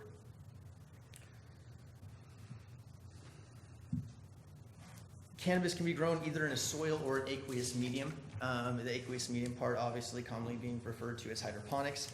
Hydroponic systems are almost exclusively limited to indoors, the reason being that ambient temperature swings for outdoor and mixed light applications render them unsustainable due to fungal and bacterial infections of the root zone. Both greenhouse and outdoor growing take place exclusively in soil mix of some sort, either in hollowed out holes in the ground or above ground pots or beds. The root system of cannabis is extremely sensitive to moisture. It's very prone to infections, so it requires well-draining, well-aerated soils. To achieve this, the vast majority of cultivators, probably 99% out there, actually import engineered soils. They don't use local soils. Standalone indoor operations are relatively rare in cannabis. We estimate them, or in Calaveras, we estimate them to be 5% or less. We about 10% or so are greenhouse-only operations. The remaining 85% is a mixture of all three. The most common farm type you will see in Calaveras involves a small indoor nursery, and then a little bit bigger greenhouse mixed light component, and the rest outdoor. Generally, you'll see a half-acre plot, you'll see about 80% of it be full-term outdoor, about 20% of it being greenhouse. The way that this works on a farm like that, you'll raise your cuttings indoors until they're stable. Once they're stable, hardy enough, you'll put them outside or in a greenhouse. That greenhouse will be used to manipulate the light cycle, bring down an early harvest sometime in July and August, and then the remaining 80% will come down in October for the full term. The vast majority like I said, of these outdoor grows, because of issues with drainage and needing well-aerated soils, most of us grow in raised potting of some sort, either beds or pots, and that is very common. So for usage, indoor, I said, almost all hydroponic. There's a wide array of hydroponic systems. They have the ability to recirculate water, reclaim water from AC units and dehumidifiers and recirculate that. It's kind of hard for us to gauge the usage of indoor systems at this time because there's not a lot of them in Calaveras, and the types of systems are widely variable. And I'll go into that a little bit more. Basically, there's potential for very conservative indoor systems, but there's no regulations forcing this at that time. We don't know how many people are on the level of the most conservative type of indoor systems, and I'll get into how some of those work in a bit. For outdoor, however, and greenhouse growing, we have much more plentiful data. And before I get into this, there's one big thing that we've got to establish, which per plant statistics for cannabis are all but useless. It's something that was a precedent that was set up by the federal government trying to track yield years ago in a white paper that has gotten a little bit too far. It is possible in some growing methods, for instance in greenhouse, to have 4-foot tall plants planted every foot that yield fractions of a pound and only drink ounces a day, or to grow 1/100th that amount of plants, 12 feet tall each, that can yield 10 pounds and drink tens of gallons a day. So the per plant numbers, I've completely thrown them out. The state is onto this. In new state regulations, everything is square footage of canopy. The primary limiter, the indicator of both water consumption and end yield, is soil volume, which is in turn limited by the total area of the garden. For a given soil volume, whether it's 1,000 plants or 100 plants, the yield and water consumption will be about the same. Throughout this season, or the reliable equation that you can use to track consumption, Calaveras in most farms is about 10% of the soil volume on an average of about every 4 days throughout the season. That's actually a little bit variable. In June and September, we're watering about once a week. In heat waves in July, we're watering every other day. But the average tends to be about once every 4 days, 10% of soil volume. The most water-intensive cannabis farms in Calaveras will involve about 50,000 gallons of above-ground soil, of well-aerated soil. And Mark, our numbers guy, is going to get up a little bit later and talk a little bit more about those statistics. He actually has a tracking system on his farm, and he's tracking this usage as part of a pilot program. Runoff.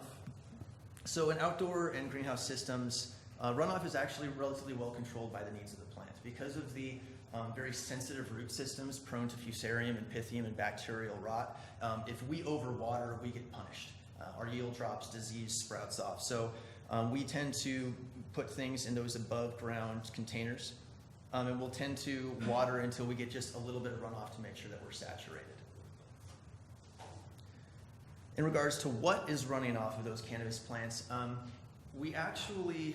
vast majority of the industry is organic up here. And what I'd like to say that's because of environmental consciousness. The truth is that we have just a whole bunch of market pressure from our dispensaries. The reason being, every dispensary in the land has at least a few patients that are immunocompromised cancer patients, very sensitive to chemicals, and because our product is inhaled rather than ingested, the residual tolerances of chemicals are very, very low.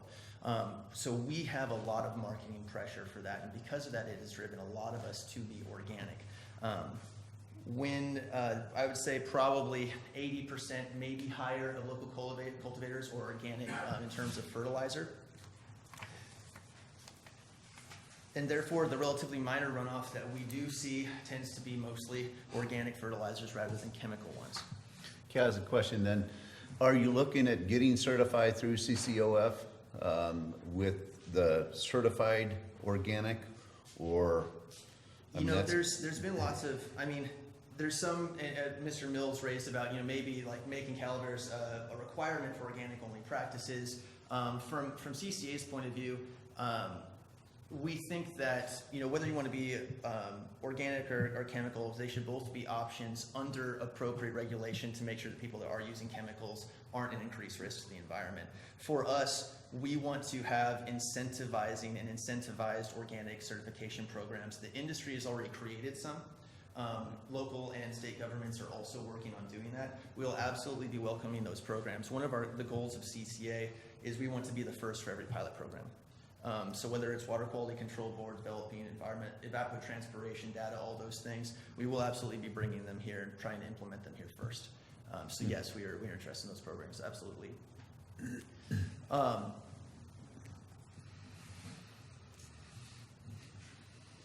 Another thing about cannabis is if we have nutrients in the root zone, when we harvest, it actually negatively affects the product. It gives tastes and smells and colors to the product that's actually considered to be less marketable. It can create a harshness, things like that. So it's common to do a flushing or a flush period. Now that in indoor, that a lot of times that means that you actually drain your reservoir and refill it with clean water. In outdoor, what it means is you just stop feeding. Because of the high feed rate of the plant, this means that by the time the plant is removed from the soil zone, the depleted soil that's left is actually pretty well depleted. So whatever you have left to be leached by winter rains, the point is that we believe it to be of a negligible threat because most farmers employ that flushing practice. Runoff from indoor systems is another picture. Unlike outdoor, the vast majority of indoor grows utilize chemical nutrients. The reason for this is because in aqueous systems, organic nutrients can cause infections. The way that they deal with their flush is they will change out their nutrient reservoir for a clean reservoir. A lot of times this involves dumping it down the drain in some way. There are systems that exist out there where you can completely recirculate and make sure that you're not dumping any type of waste. There are also reclamation and treatment systems, on-site systems that are in use in some places that can be used.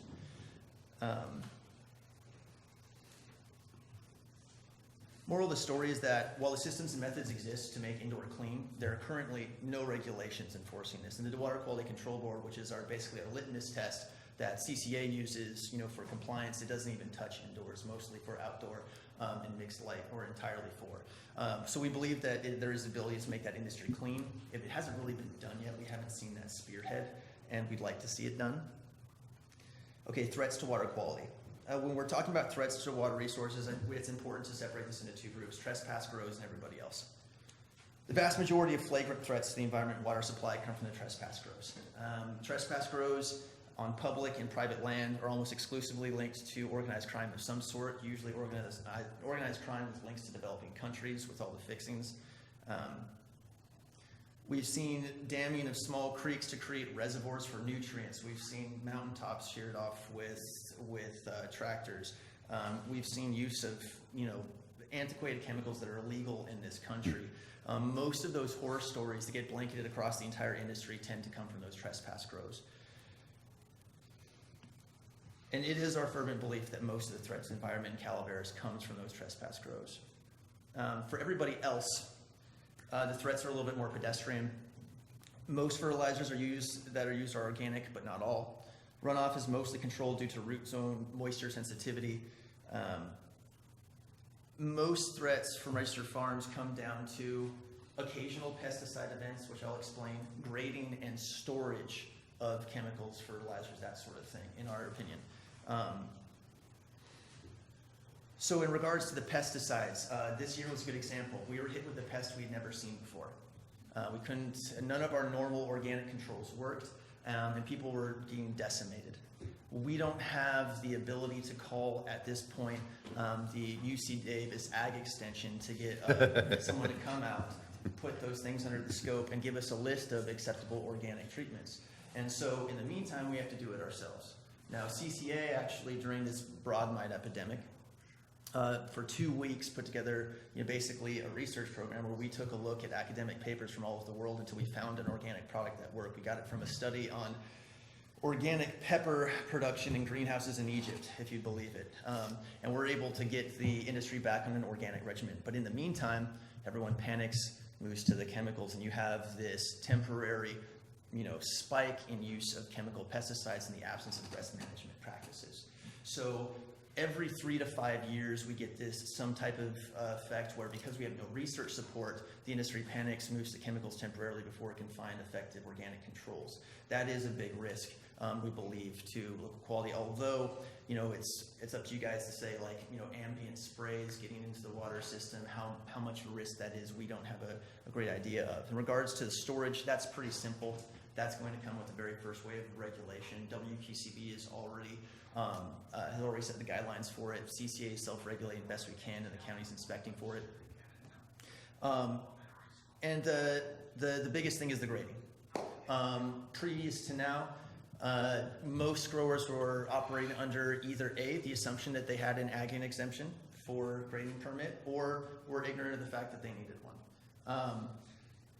This has led to a bunch of unregulated grading in the county to varying degrees of impact. Those of us, CCA interior people, for instance, that understand that BMPs, that unpermitted grading hasn't done a lot of damage because we know how to get it done right.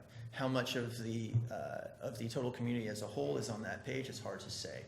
But this is something that is already being talked about a whole lot. Grading permits are coming up more and more.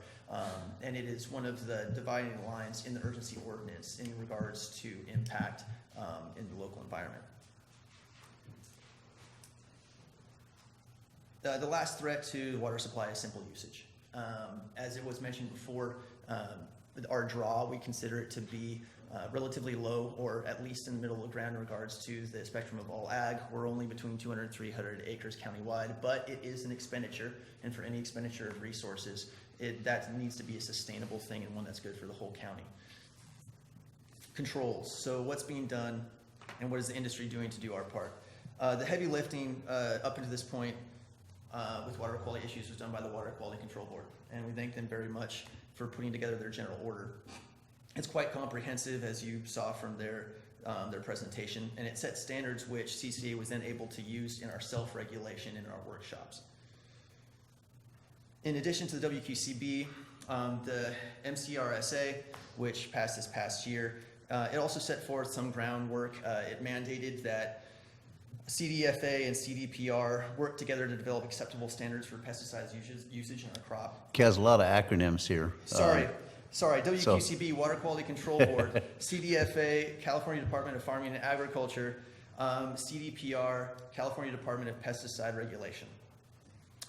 MCRSA would be the Medical Cannabis Regulation and Safety Act. This is the overarching law that passed that regulates our medical cannabis industry statewide. It passed this year. Other things that we're doing, we are supporting via an affiliate amendments, SB 837, that include additional controls for water control in regards to setting, basically doing pilot programs to get evapotranspirative data for our crop, set minimum and maximum standards for consumption, and if in regards, and basically set additional standards in kind of an overarching way for our consumption in any watershed. We've supported that. The last line of controls are county level controls. I'm actually going to switch over to another document here.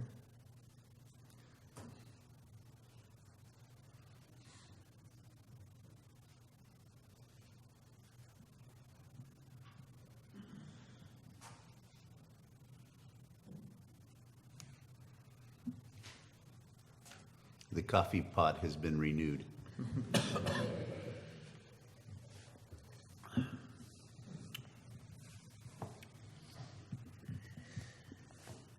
So in regards to what we're doing, I think it was about 18 months ago when the WQCB first got on our radar for their general order. CCA was a primary stakeholder contributor to that effort. We issued suggestions, participated in workshops, and have a good relationship with them.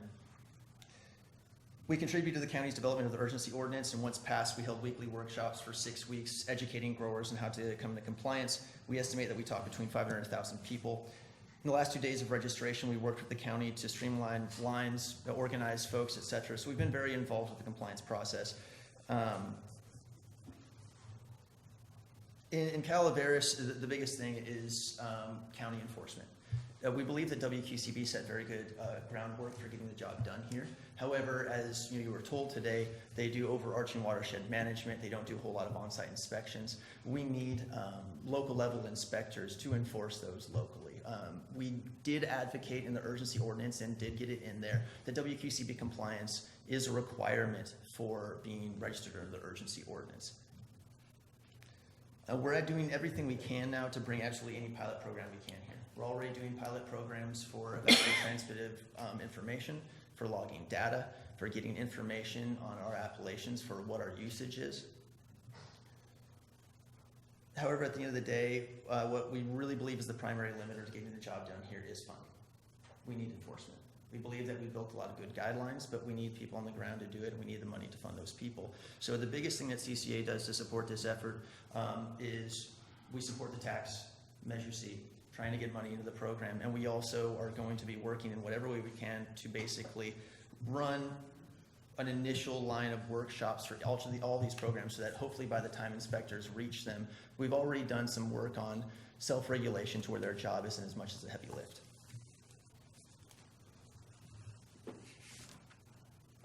The last thing is, in regards to this whole situation, the vision that we see, something that we would really much like to realize is whenever a county has to spend a resource, a couple questions have to be asked. One, what type of return are you getting out of that resource? Is this a smart expenditure? And secondly, is that expenditure sustainable? In cannabis, the tax returns per gallon of water that Calaveras County could see are far and above pretty much any other application on the radar for the county right now. In regards to it being a smart expenditure, we believe it is. In regards to being sustainable, that's something that we want to help with. We believe that there's enough money in those tax returns per gallon of water to put back into watershed management to hopefully, our goal would be to make our consumption a zero-sum game by increasing catchment retention.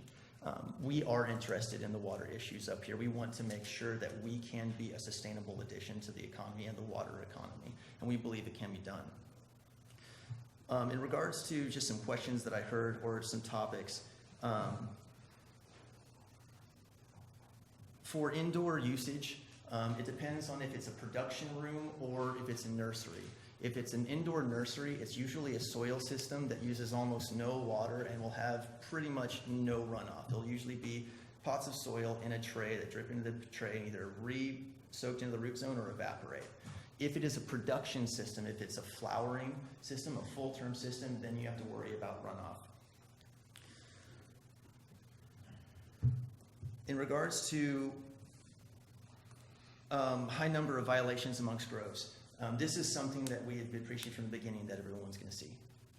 If you look at the world over in unregulated agriculture, from palm oil, palms, to rice, to soybeans, any country, anywhere that has unregulated ag sees things like this. The thing that will drive the market in the absence of regulation is the bottom line. And people, unfortunately, aren't always the best environmental stewards. We have known for a long time that there is going to be a heavy lift, a lot of cleanup in the beginning of this. But the important thing for us is statistics, one of which they brought up, which is 75% of people trying to come into compliance. There's going to be a lot of cleanup work to be done, but we are seeing amazing groundswell of people that want to do the work. It is hard to judge the actions of people that have operated in complete isolation and ignorance from the system because they've had no interface with it. And through attempting to make that, bring those people into compliance, we begin to see very much the ethical divide between ethical growers that want to do it right and people that are just hiding and acting like us.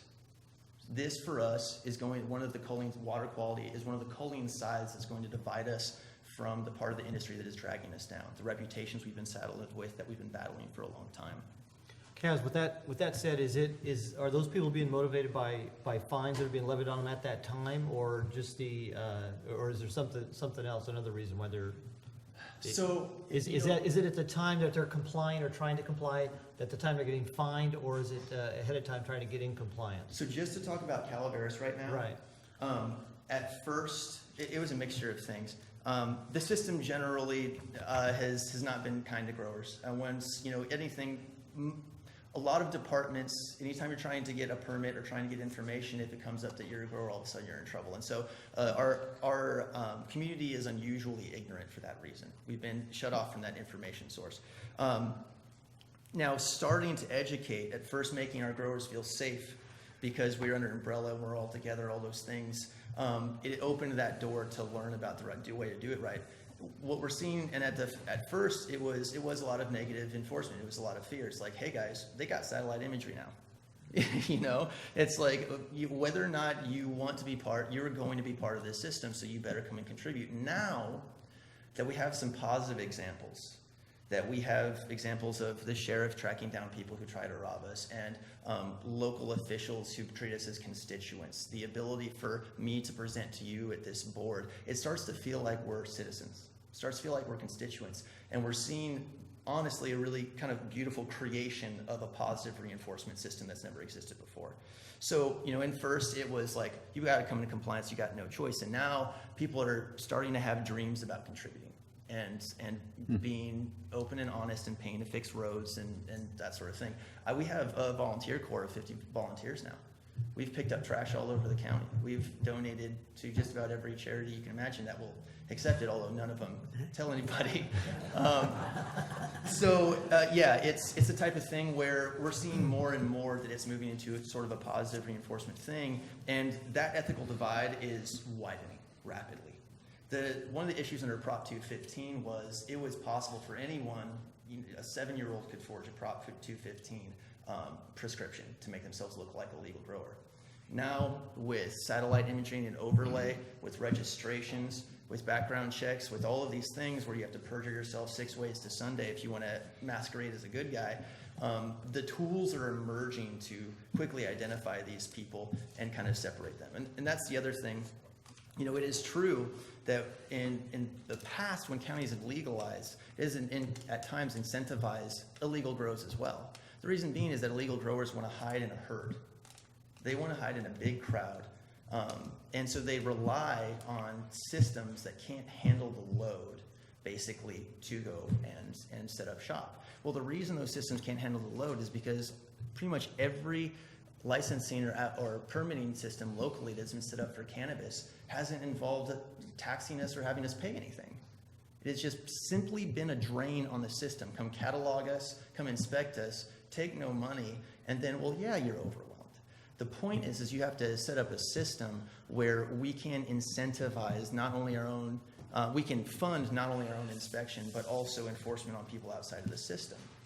That requires nexus studies on fees, and it requires taxes.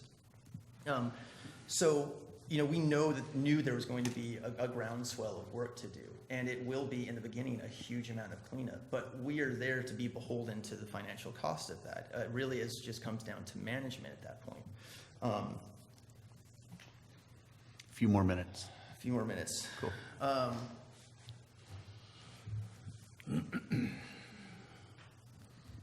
The biggest thing with this, talking about, and I know Mr. Mills mentioned, you might have the most beautiful system in the world, but if you don't have the way to enforce it, why do it? The biggest incentive we have here is the fact that we have one of the best climates in the county for growing this crop, and the pressure for it to be grown here and the huge tracts of land we have that are unpatrolled is just something that's difficult to get around. It's going to be difficult to get through the first 3 years of regulation in regards to making it enforceable and making it work. But the question is also there, do we have any other option? Because of the pressures from people who are willing to come up here to grow illegally because it's too easy to do so. Other than that, that's pretty much all I got. Hopefully that made sense. You guys have any questions for me? I have a question. It's one of the things that at least our district, a raw water source or an ag water source is something that we have very limited distribution of right now at this time. And I don't know if by the nature of the industry, it's so scattered, kind of like a lot of the communities we serve, we have few connections per mile of pipe.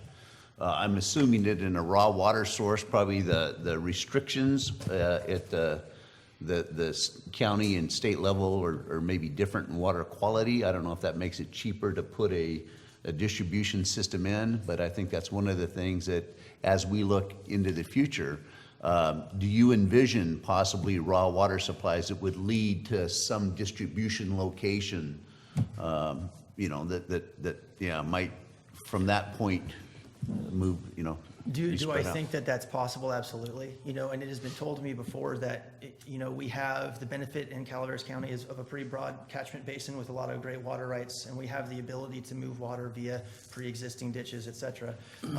So I think that's absolutely an option. As to whether we get into that, I think I'm not educated on the policies and politics of water in the county to know, but it's an option, yes. We don't require potable water for what we do.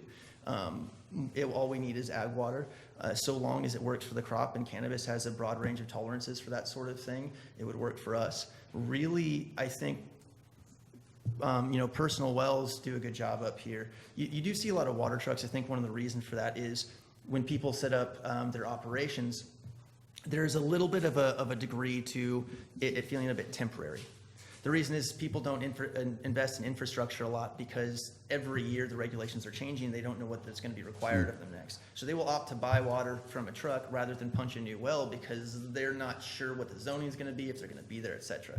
When the industry stabilizes and people invest in where they are to a higher degree, I think that we naturally see a little bit less of those water trucks, and maybe the ground wells do a great job and can handle it. But I think that's up to more to you guys than us. Yeah. Money. Yeah. And also, guys, for specific statistics on usage, and I know some were brought up, we have some good data for that. If you want to hear those, Mark Bolger is here to give you that information as well. What is your perspective on water reliance or self-reliance or water availability, or however the measures are coming out, or at least at the state level, this idea of having an adequate water supply? I think that comes back to mostly the grand equation we talked about. My understanding is that we don't have large aquifers here, so it's not like a bunch of straws punching into one major aquifer where we can significantly impact our neighbors in most cases. We have, fractured rock reservoirs, et cetera, that we're dipping into. I think it comes down to, especially in consideration with the drought, an overall balancing of the books in the county. We have a relatively small impact in regards to other industries, grapes and what have you, but we also have the ability to make a large impact in giving financial return to keeping up that system. So I do believe, a goal for us is we would like to hit a higher degree of sustainability in water usage with our industry than has ever happened before. Honestly, that's the benchmark that happens, that we have to face, and we have a lot to prove in the system. And so we often have to perform higher, pay higher taxes, which are being presented right now at the state level, et cetera. So I think that cannabis could be a big part of water independence up here and managing our watershed in a way that has greater benefits than just our industry. We forget that our ag water rate's about $40 an acre foot, and we can't change it because of Prop 218, because we have so few we supply such little amount, or to so few people, that they could easily overturn it. I mean, it's just another thing to think about. When we have an ag rate that's so low, we could never recover the price of the infrastructure. And we're not the only district facing that. No, It's it's A important. suggestion, which is, Measure C is coming through, and it's the first of what will be more than one tax in this county on cannabis. It's one type of tax. I don't know the ability of CCWD to basically, if it's possible to have access to those funds or to our registration fees. And if not, CCA would love to work with CCWD to talk about how we do inject funds into these programs so that we can do our part to manage the watershed. Absolutely. And please reach out to CPUD as well. Yeah, absolutely. Cool. Any other questions for Cass? Thank you. That Thank was, you. that was certainly, Thank you very you much. know, educational. Yeah. Appreciate it. Thank you. One last thing, if you are willing, I would like to have Mark here for just Yeah. 2 minutes to give, industry data on usage. Because No, I'd like to do that. I was going to call on it. Thank Thank you. you very much. Yes, thank you. Yeah, Mark, can you share some of your, the water research and the specific water? To me, you're one of the first out there doing this kind of stuff, so I applaud you on that effort. Thank you, I appreciate that. Mark Bolger, I'm on the board of directors of the Calaveras Cannabis Alliance. I'm also the CEO of Rimrock Farms Incorporated. That's the farming entity that my business registered with the county. As of yesterday, I was the first approved application for a Class 3 license, 22,000 square feet of mixed light in Calaveras County. It was a really good feeling. This industry's come a long way. Coming out of the shadows is of the utmost importance to us. With legitimization, or with legitimacy comes regulation, and we're very aware of that fact. It's something that, many of the backwood cultivators that, we saw some of the egregious violations, whether it be grading, chemical storage, water diversion. Those folks are probably never going to get with the program, but there's a very large contingent, especially in this county, of people that, welcome this and are willing to take the steps to make these things happen. So, another side note, my farm was the first approved or granted the notice of applicability for Tier 3 for the Water Quality Control Board. The reason I'm Tier 3 is simply based on area occupied or disturbed, not because of closeness to a water course or degree of slope. Anyways, so earlier in the year, I spoke with the gentleman, Sam Davey, who happens to be here, who, if the board would allow, I'd like him to maybe clarify a few of the points, the minutia of the program we're doing. Sam brought to my attention, that conventional agriculture evapotranspirative data is pretty much the way, crop water efficiency is measured. So what we began is a pilot program where I've got a flow meter installed on my irrigation system. To give you a little background on that, I've got 2 wells on my property. One of them was drilled pre-1998, so there's no record of it with the county. That's what services my dwelling. The other well we punched in March of 2015. It's an agricultural well, 35 gallons per minute. It's about 560 feet deep. I'm in the Swiss Ranch Road area of Mountain Ranch. So with that, we fill 4 2,500-gallon storage tanks.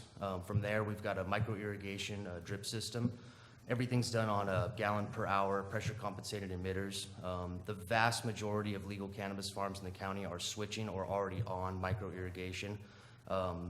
When you get to the larger size of canopy area, hand watering is just not feasible at all.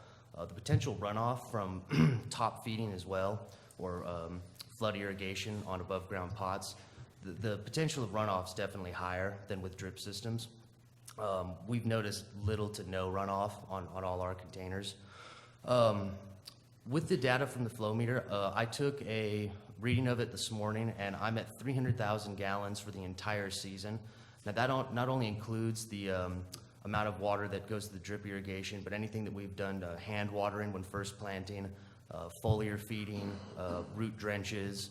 So that's pretty much total consumption.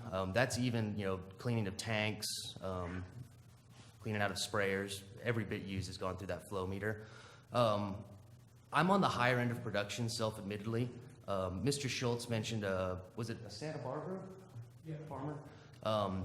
I'm sure that, him being on the coast versus us in a very hot, arid climate, there's a lot of environmental factors. The native soil on my property is abysmal at best. Everything's above ground. As Mr. Tomaszewski pointed out, well-aerated soils is pretty much the standard for our industry. So, again, I'm projecting by the end of the season, I run a late varietal that, I probably won't be finished harvesting till about mid-November. It's a very vigorous varietal. I'm not trying to pat myself on the back, but it's above average in size and yield. So what we're looking at is, at a half acre cultivated, I think I'm gonna end up at about 1.25 acres of water used. Translated that to a full acre, we're about 2 to 2.5 on the high end of usage. That's pretty much right in line with the rest of the tree fruit industry. Between apples, pears, almonds, walnuts, 2.2 to 2.5 is the standard that, the research I've done. To give a little perspective in usage in the county, we've got 2,000 acres of irrigated pasture. Irrigated pasture is about 2.7 foot per acre. As Mr. Maurer mentioned earlier, I think, what's 950 acres of walnuts, give or take. So in terms of other agriculture, at 260 acres of cannabis cultivated, we're definitely on the low end of usage in any other agricultural commodity that's not an agricultural commodity for county code purposes. So, I don't have a crystal ball, but I think that with regulation, of course there were people that tried to slide in under the urgency ordinance. I believe there's already been 30 or 40 denials. I'm sure we're going to see more of those. I sat through an appeal process yesterday in front of the Board of Supervisors, not mine, luckily. So I think that we're going to see that area reduced. This kind of dovetails into something that Mr. Baitzer had mentioned about your business model. When you're either trespassing on private land, public land, or even if you own the property, if you're completely unregulated and you want to use synthetic fertilizers, you don't want a septic, you're not going to drill a well, you're diverting water, you're not invested in your business model. The amount of return you're getting for dollar invested is much higher than someone that's in an above board legal setting. So I believe your question about or statement about sustainability of water usage on the property, that's huge. At $400 to $500 per tanker of water brought in, again, no crystal ball here, but I think we're looking at a major price reduction in the amount of, the price per pound that we're getting right now. In a few years, a lot of industry estimates are 30 to 50% reduction. So what's going for between $1,000 and $1,200 per pound right now, and I'm talking bulk outdoor prices, we could be seen as low as $500. If you're having to truck in water constantly for every bit of irrigation, that's not a viable business model. I personally would never even think of setting up a commercial grow on a property that had a 1 or 2 gallon per minute well. That just seems like an absolute nightmare, and you'd probably die of stress and fatigue before your crop came to fruition. So water usage is something that our industry has to look at, and obviously, as Mr. Tomaszewski mentioned, if a county is going to expend its resource, there's got to be a return for it. We're completely behind Measure C. I think that, something interesting that Lieutenant, is it Little, had mentioned, that the proliferation of these illegal grows in areas that had legal grows, there was no funding. There might have been legal farms there that were operating under SB 420 and Proposition 215, but the county wasn't realizing any profit from that or money to actually enforce. We're hoping to turn that around in this county. We do not want to see this turn into some of those photos we've seen. Correct me if I'm wrong, I hope none of those were from Calaveras. Okay. Whew. Makes my job a little easier here. So, yeah, in terms of overall water usage, I don't see us much different than any other form of ag. I think that, going back to my usage, again, on the high end, I could see a lot of cultivators being half that. Amount produced has a lot to do with the amount of, water put into it. So if there's time, I'd like to allow Mr. Davy to comment. Yeah, is it Sam? Yes. Any questions for me, or? Any questions for Mark? Or maybe after we get Sam's comments too? We could. Yep, thank you. Thank you. Uh-huh. Good afternoon. My name's Sam Davy. I've been a resident of Calaveras County for 38 years. When I left, I pursued education in aquatic biology and biological calculus. Oh. And from leaving that, I decided I just wanted to be involved with water. From there, I moved into basically municipal commercial irrigation systems and designs. And we tried to promote water conservation. This was real hard until the state passed AB 1881, which actually set up some sort of a standard to measure based on your square footage, your plant material that you're using, and environmental, your weather and stuff.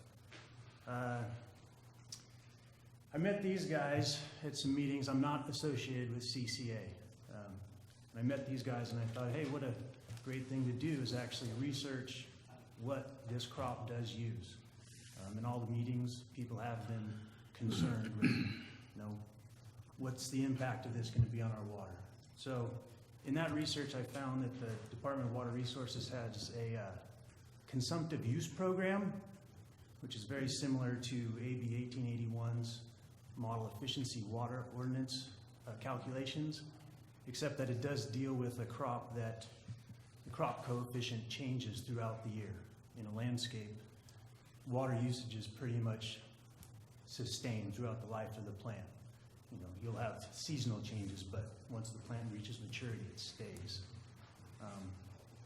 So like I said, with Mark's farm, we've set up a water meter, a daily data logger that will be monitoring his water use daily, and then we will be referring that back to CMIS information on ET rates, daily ET rates of his property. We're pretty much not asking him to look at his water and try and conserve. We're asking him just to be a farmer, do what you do, and then we'll let the data speak for itself of how much water we're using. And then from there, we can maybe make some adjustments. Hopefully from there, policies will be made based on what this crop uses in a realistic term, instead of arbitrarily saying, let's just pretend they're tomatoes. Let's just pretend they're almonds, and how much are they going to use? So in a nutshell, that's just kind of how we've set up a goal at Mark's place. I've got 10 other properties that I'm doing the same with. Not as extensive as Mark's, but just as a good note. Just to let Within you know. this county? Yes, all here. Good. All different farming practices too, so we'll see a wide range of usage. We're probably looking at a half a unit per pound, the way it's going right now. Good, good. Any questions of Sam? I'd really like to get that information when it's available. Yeah, and as it goes, as it goes through this year, we might figure out there's some better stuff that we can look at and tailor it to be maybe a better, more fun, and actually a funded program. That's it. Yeah, well, thank you. Yeah, thank you. One of the things that comes to mind is the statement that Kaz made about the CCA workshops and all. I think it would be really good to, as our concern with water quality and quantity and all, maybe to be able to, if staff time is available and the information is there, to possibly participate in some of that education to the industry and our concerns, the bulk water hauling that we hear about, and the ag water distribution, things like that. I think would be good. And also you speak to the challenges of the district and how we will be represented with the decisions going forward are going to be very important. How it impacts our ratepayers, how it impacts our water supplies, the quality of our water, all of that has a role. So if we start seeing contaminated watersheds, it's gonna have a very deleterious aspect of what we do, so. Having that conversation now is better than having it later, like Mendocino County did. Yep, good. Because the impact that it's gonna have on our bottom line is necessarily what we need to be concerned about. Yeah. Let me open it up to other public comments at this time. If there's anybody that has any information that they'd like to share in relationship to the topic, that'd be great. Okay, seeing none. Could we thank the audience for showing up today? I appreciate also the respect that each and every individual here, provided. Thank the agency staff for coming and spending time in an overworked environment. Thank you very much. And I think it was a really good meeting. What's that? Are we able to make a couple comments? Or? Yeah, go ahead. Well, I want to thank everybody for coming too. A couple things that come to mind that I don't know that we talked about is, just with real estate development, we need to be planning to have these farms around the right water source. Just as we're trying to move our cities closer to areas that have a sewer service as opposed to spreading them out, we need to be thinking about this industry in regards to zoning and having that zoning in areas that have available water. So I just think that, I'm sure you guys have taken that under consideration, but if not, I hope that you would. It sounds to me like the state is really on top of everything except manpower.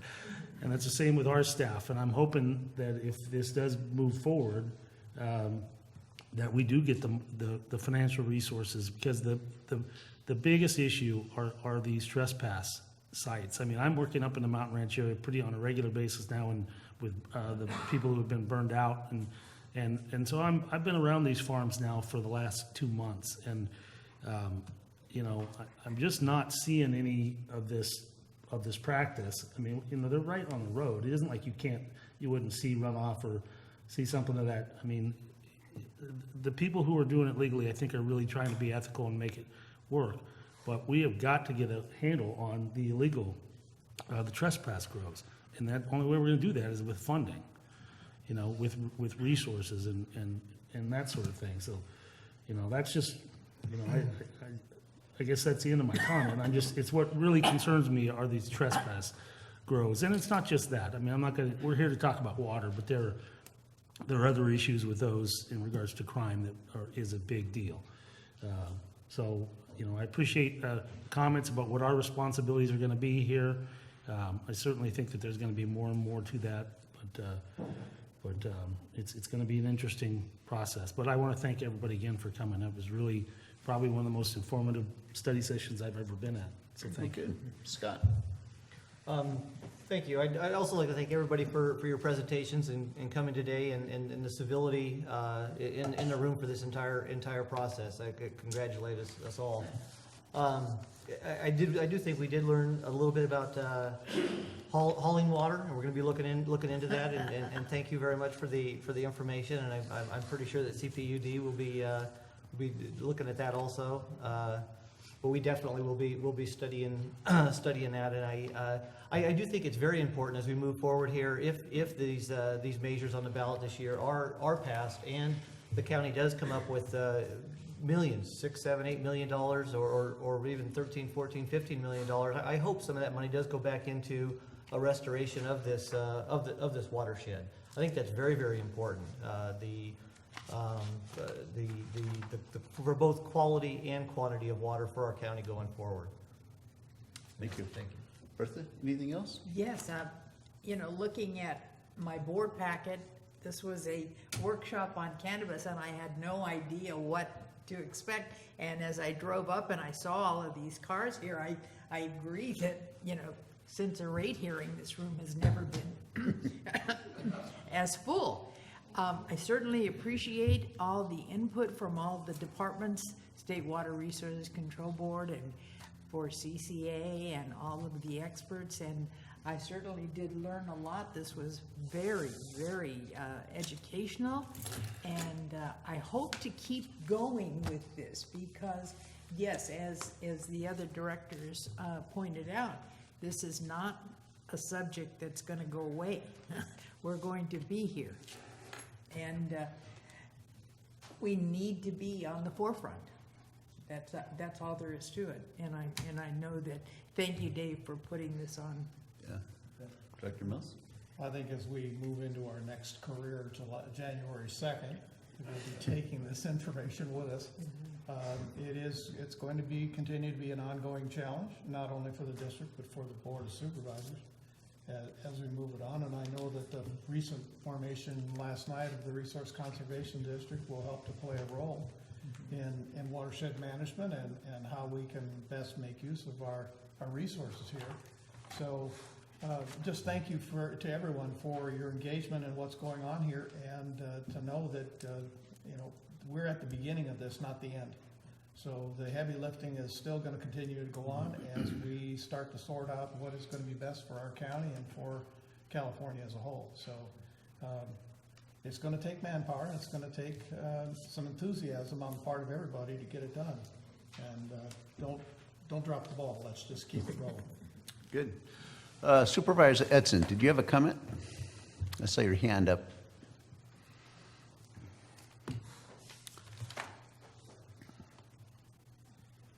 Thanks. First, I'd like to say thanks for getting these folks here together.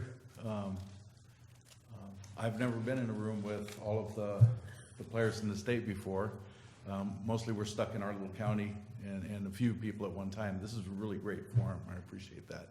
And to have people from the, not only the public, but the industry and the state is a really good idea. I can tell you that one of the things that drove me towards regulation was when I first got into office, one of the first things I did was take a helicopter flight over Calaveras County. The sheriff took me on a flight over, and my district, I was amazed. District 2, I was really amazed. And that was 4 years ago. One of the things that I noticed was that there was lots of pollution and illegal diversions in the streams. And I started collecting data on the types of chemicals, types of things that were going on out there around illegal grows in particular. And there were many chemicals that that were actually banned from the U.S. as much as 15 years ago, that were laying sideways 55-gallon drums in our streams. And so being that we are a watershed, and our watershed in Calaveras County, the main 3 watersheds anyhow in the lower part of our county, are extremely important to not only us but to California because of the size and the amount of water that we produce for the state.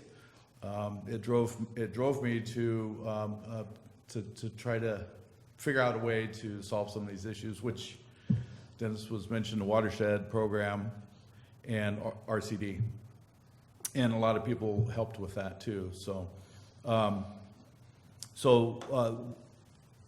kind of happy that we're at this point, because what we've done really is we've brought everything on the table now, and we're discussing it, and we are working it out. It's pretty hard to work out those issues when half of the people are hiding out. And I've always been the type of person, I'd like to be upfront about things. I like to bring them right up here, and we'll talk about it, and we'll solve issues. So I am pleased that you guys are that you've done this workshop. I think it's invaluable. I wish we'd have done it as board of supervisors. But you guys did it, so, and your water. So really appreciate it. And thanks for the state folks that came and our staff too, and also the public and people from the special districts and the industry itself to come up here. It's the way to do it, to bring it all out front, so thank you. Great, thank you, Cliff. I think last couple of comments that I have is that I really hope the industry and CCA becomes more involved or stays up on the self-regulation. I think it's just so critical. And, you know, to get public acceptance of the industry, I think that's going to be really key, is that you work to regulate those bad apples out of the system within, you know, your abilities as an alliance. And I think the last thing is, as it relates to water and water quality, don't forget the best time to be out, you know, walking those gardens looking for erosion and whatnot is when you have to wear a rain jacket to do it. Okay, and let's not forget that. So, you know, hopefully those monitoring events will take place during that time of year, because it's just really, really valuable. Okay, let's go ahead then and move to item number 5 on the agenda, the General Manager's Report. Thank you all again for coming. Thank you. Boy, I guess they really don't want to hear what you have to say, Dave. There's nothing to say. I want to say that as well. Don't be offended. Yeah. Just give the report. Thank everybody that made this possible. So I just want to let the board, remind the board that we have a Yeah, hang on, Dave. CSDA training this Friday on fiscal responsibility at the Board of Soups office. Go ahead and take it outside, the conversations outside, please.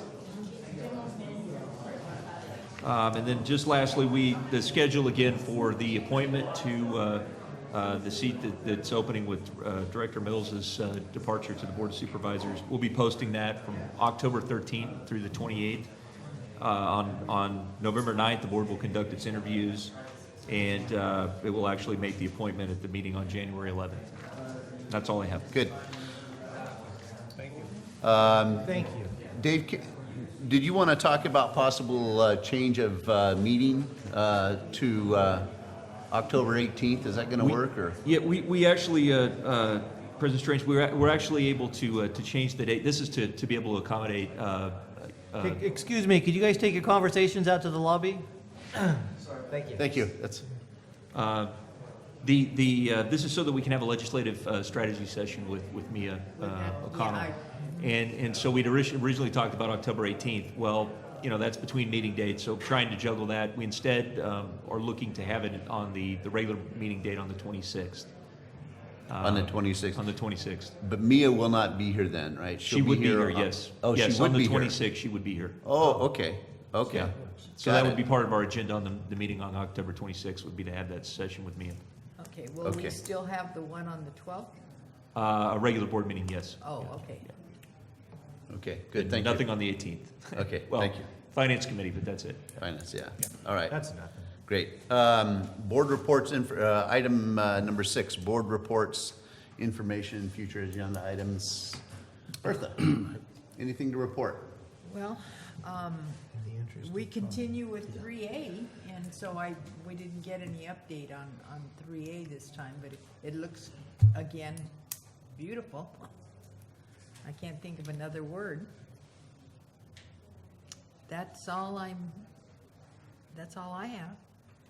Okay, good. Scott? I'm I bouncing have, around I here a have little nothing. bit. You have nothing? In the interest of time, I have nothing. Okay. Jeff? I'm good. All right. Director Mills? Parks and Rec Commission met last Thursday, and we are in the process of reviewing the strategic plan from 2010, hoping to not revisit the old stuff, but just to go over it again, be sure that that thick. it is quite a document. So It doesn't mention children in it on one page of it. yeah, only once. Oh, It's does the it word, once? word children mentioned. Kind of weird. I will be at Tucor on the 7th of October. That's with the congressman and what's going on in Tuolumne County. So if anybody's interested, far I'll as do a report back. And then I'm going to try to get back over to Party for that as well during that day. So maybe take the airplane. Yeah. That's all I have for now. Good. Okay, we have, what do we have this Friday? CSDA training. Yes, well, I'll be there. You gonna be there?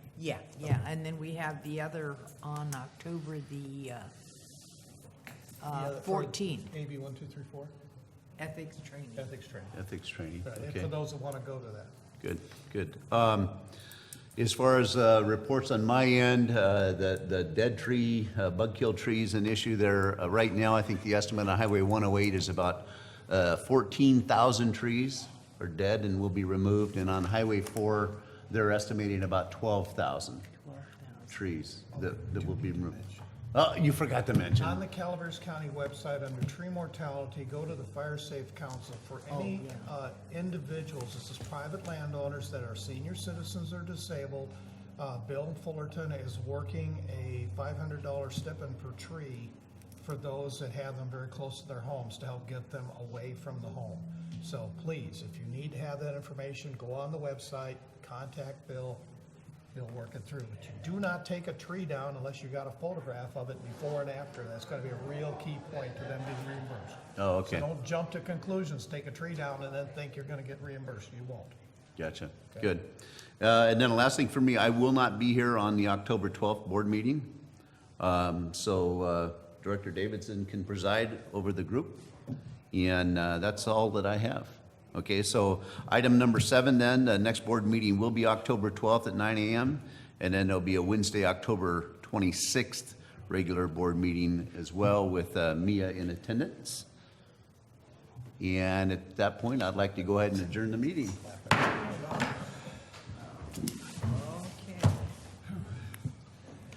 I'm glad these are nice soft chairs. Yeah. The ones at the supervisor are not soft chairs. Oh, is that right? Well, good.